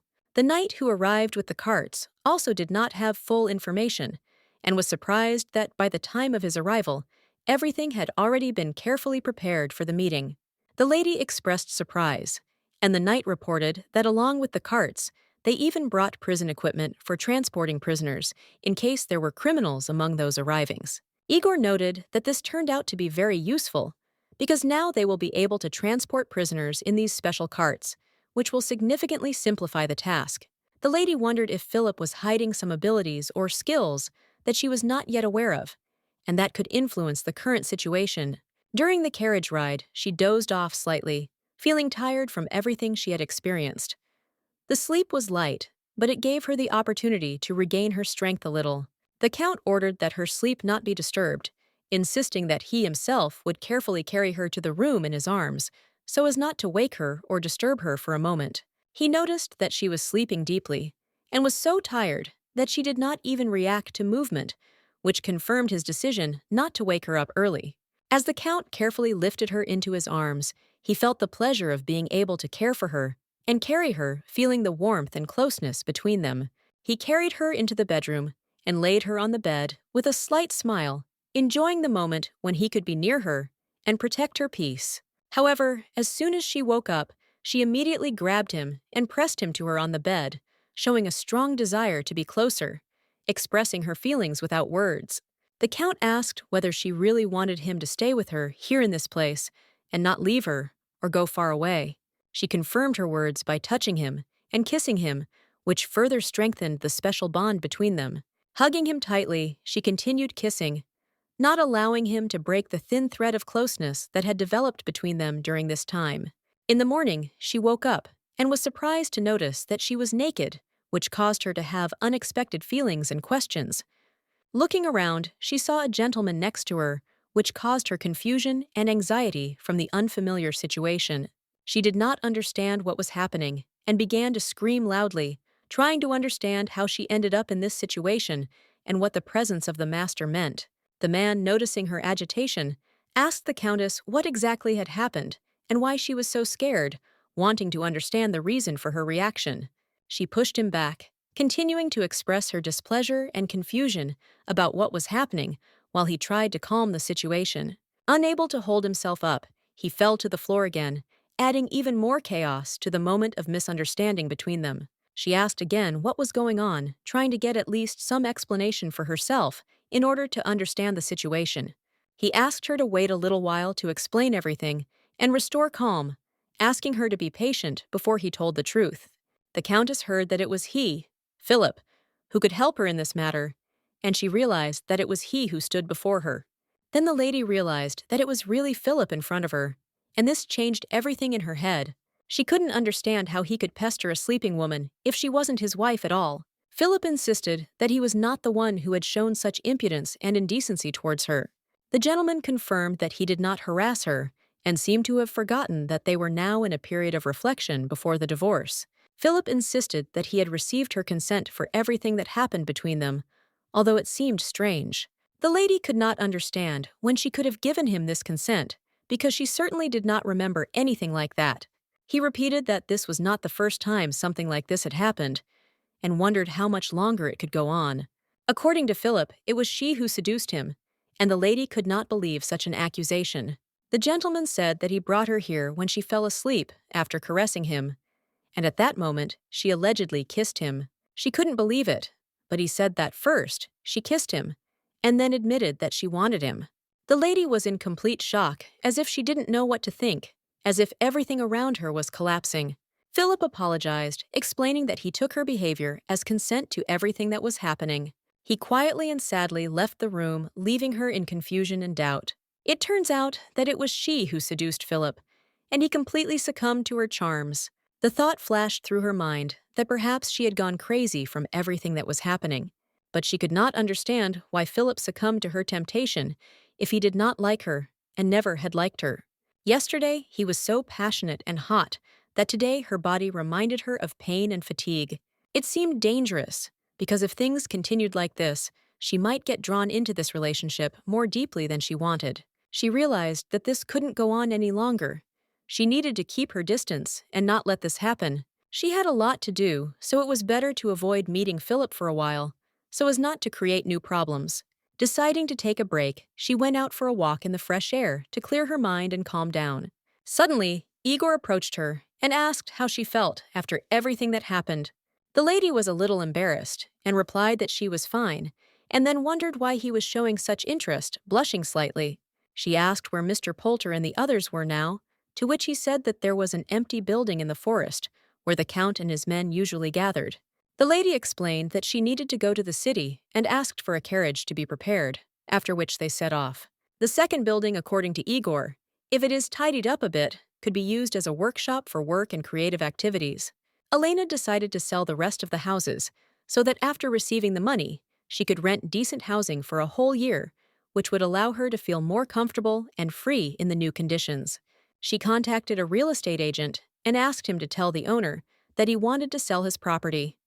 At the same time, she noted that she was interested in the deal and was ready to discuss all the details.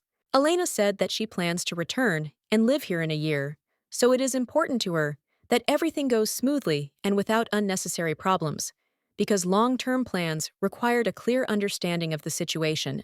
The agent said that the owner really insists on selling, but the process is slow, and added that he would like to know where the owner currently lives so that he can establish contact with him. She was told that the owner currently lived in the village. Aliona expressed a desire for him to be invited here, as she needed to talk to him personally and clarify some important points. After some time, a man came to her and brought bad news, explaining the situation with the owner and reporting the difficulties that had arisen that had caused the delay. He apologized and explained that the owner would not be able to come and earn money, which complicated negotiations and created additional problems with the sale of the property.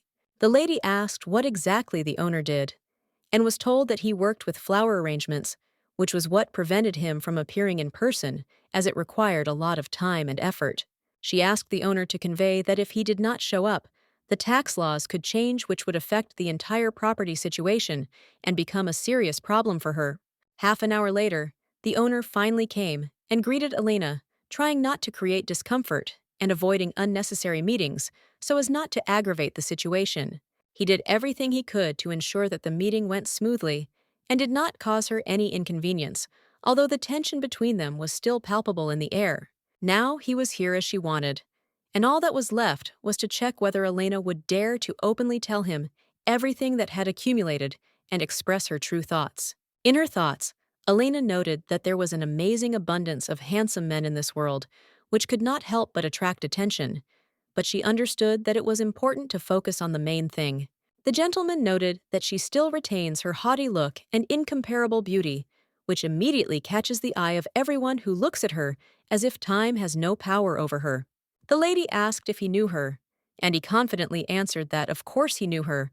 After all, she was the same Alyona Countess Maurice, whom he remembered well from the past. Elena was deeply shocked, hardly believing that he really recognized her, and remembered all the details related to her personality and past. He noted that a lot of time had passed since their last meeting, but she looked at him just as calmly and confidently as if nothing had changed. He wondered if she could have forgotten about him, which seemed completely unlikely given their shared past and the significance of the meeting. Elena's mood worsened. She understood that she had done something wrong again, and she felt a heaviness in her soul because of the consequences of her actions. He noticed that she could not forget him in any way, because there was too strong a connection between them that could not simply be erased from memory. The lady began to worry and timidly admitted that she did not really remember him as she should have, as if part of her memories had disappeared. He was genuinely surprised that she didn't remember him, and when she confirmed it, his amazement turned into horror and bewilderment. The lady suggested that since he had come, they should discuss the terms in order to resolve the situation and find a mutually beneficial solution without putting the matter off for too long. She explained that she was willing to take the assignment off for a year and then pay the full price, but he couldn't understand how that was possible or why she wanted to do that. The lady thought that her conditions would be strange and incomprehensible to him, but she still wanted to test his reaction, preparing for any development of events. He suddenly stated that he wanted the man to leave the room until they were called, showing determination and confidence in his words. The lady looked closely at Igor, wanting to know if he knew this man, but Igor only shook his head, not showing the slightest emotion. She asked Igor to stay and was going to find out from the man who he was hoping to get some clarity in the current situation. The man noted that she acted very calmly and naturally, taking a deep breath, as if trying to pull herself together before talking. He knew her name before her marriage and noticed that she honestly admitted that she did not know it, not understanding why she should hide her name. The man introduced himself as Alexander Zephyrus Bourbon, giving his full name to show his seriousness. She replied that she understood, and with some irony called him simply Alexander, as if trying not to succumb to formalities. He explained that he belonged to the royal family, and noted that she was very stern since she did not even address him by his title. The lady did not fully understand the meaning of his words, and he said that she seemed to have forgotten all the warm feelings that had once connected them. Despite her confusion, she heard that they had dated before, and then she got married, which caused her unexpected emotions. The lady was stunned because she did not expect such a turn of events at all, and became even more confused in her feelings. Igor was also shocked, and she asked him if he knew about this relationship, trying to understand the situation better. Igor apologized, saying that he did not recognize His Highness, explaining his silence and misunderstanding at the moment of the meeting. He added that the man was the seventh prince of the Bourbon family, whom he last saw when he was a child of 12 years old. Elena could not understand at all what she had done this time, and how everything had become so confused because of this unexpected visit. This meant that this man was familiar to her, and also to someone with whom she had once had a relationship, which made everything even more complicated. She stated that she wanted to finish with current affairs first, and then deal with the past, so as not to mix everything up. The man noted her composure, and decided to go along with her plan, realizing that it was a reasonable approach to the situation. They started to draw up a contract, and he suggested that they just talk to discuss all the important issues in more detail. She didn't even check the contract carefully, but she signed it anyway, hoping that everything would be okay. He promised to transfer the money again, but the lady only said that she would pay when necessary. Calling him Arj, she noticed from his reaction that the plan had worked exactly as she had wanted. He admitted that he had intended to sell everything earlier before the situation got worse, but now he decided to keep it. The lady thought about his words, realizing that he probably knew something important and was hiding it. However, she decided not to make this information public, so as not to create unnecessary problems. He said it was the first time he had tried to help, and when she thanked him, he admitted that he had made things go faster. He was surprised that it was she who was doing all the work, and not the Count, and the lady could not understand who else should be doing this. He remarked that the Count had nothing to do with it, and the lady confirmed this without hesitation. He assumed that now she would no longer be able to try to avoid divorce, although she still tried to resist. So now she has a chance to marry him, which sounded unexpected.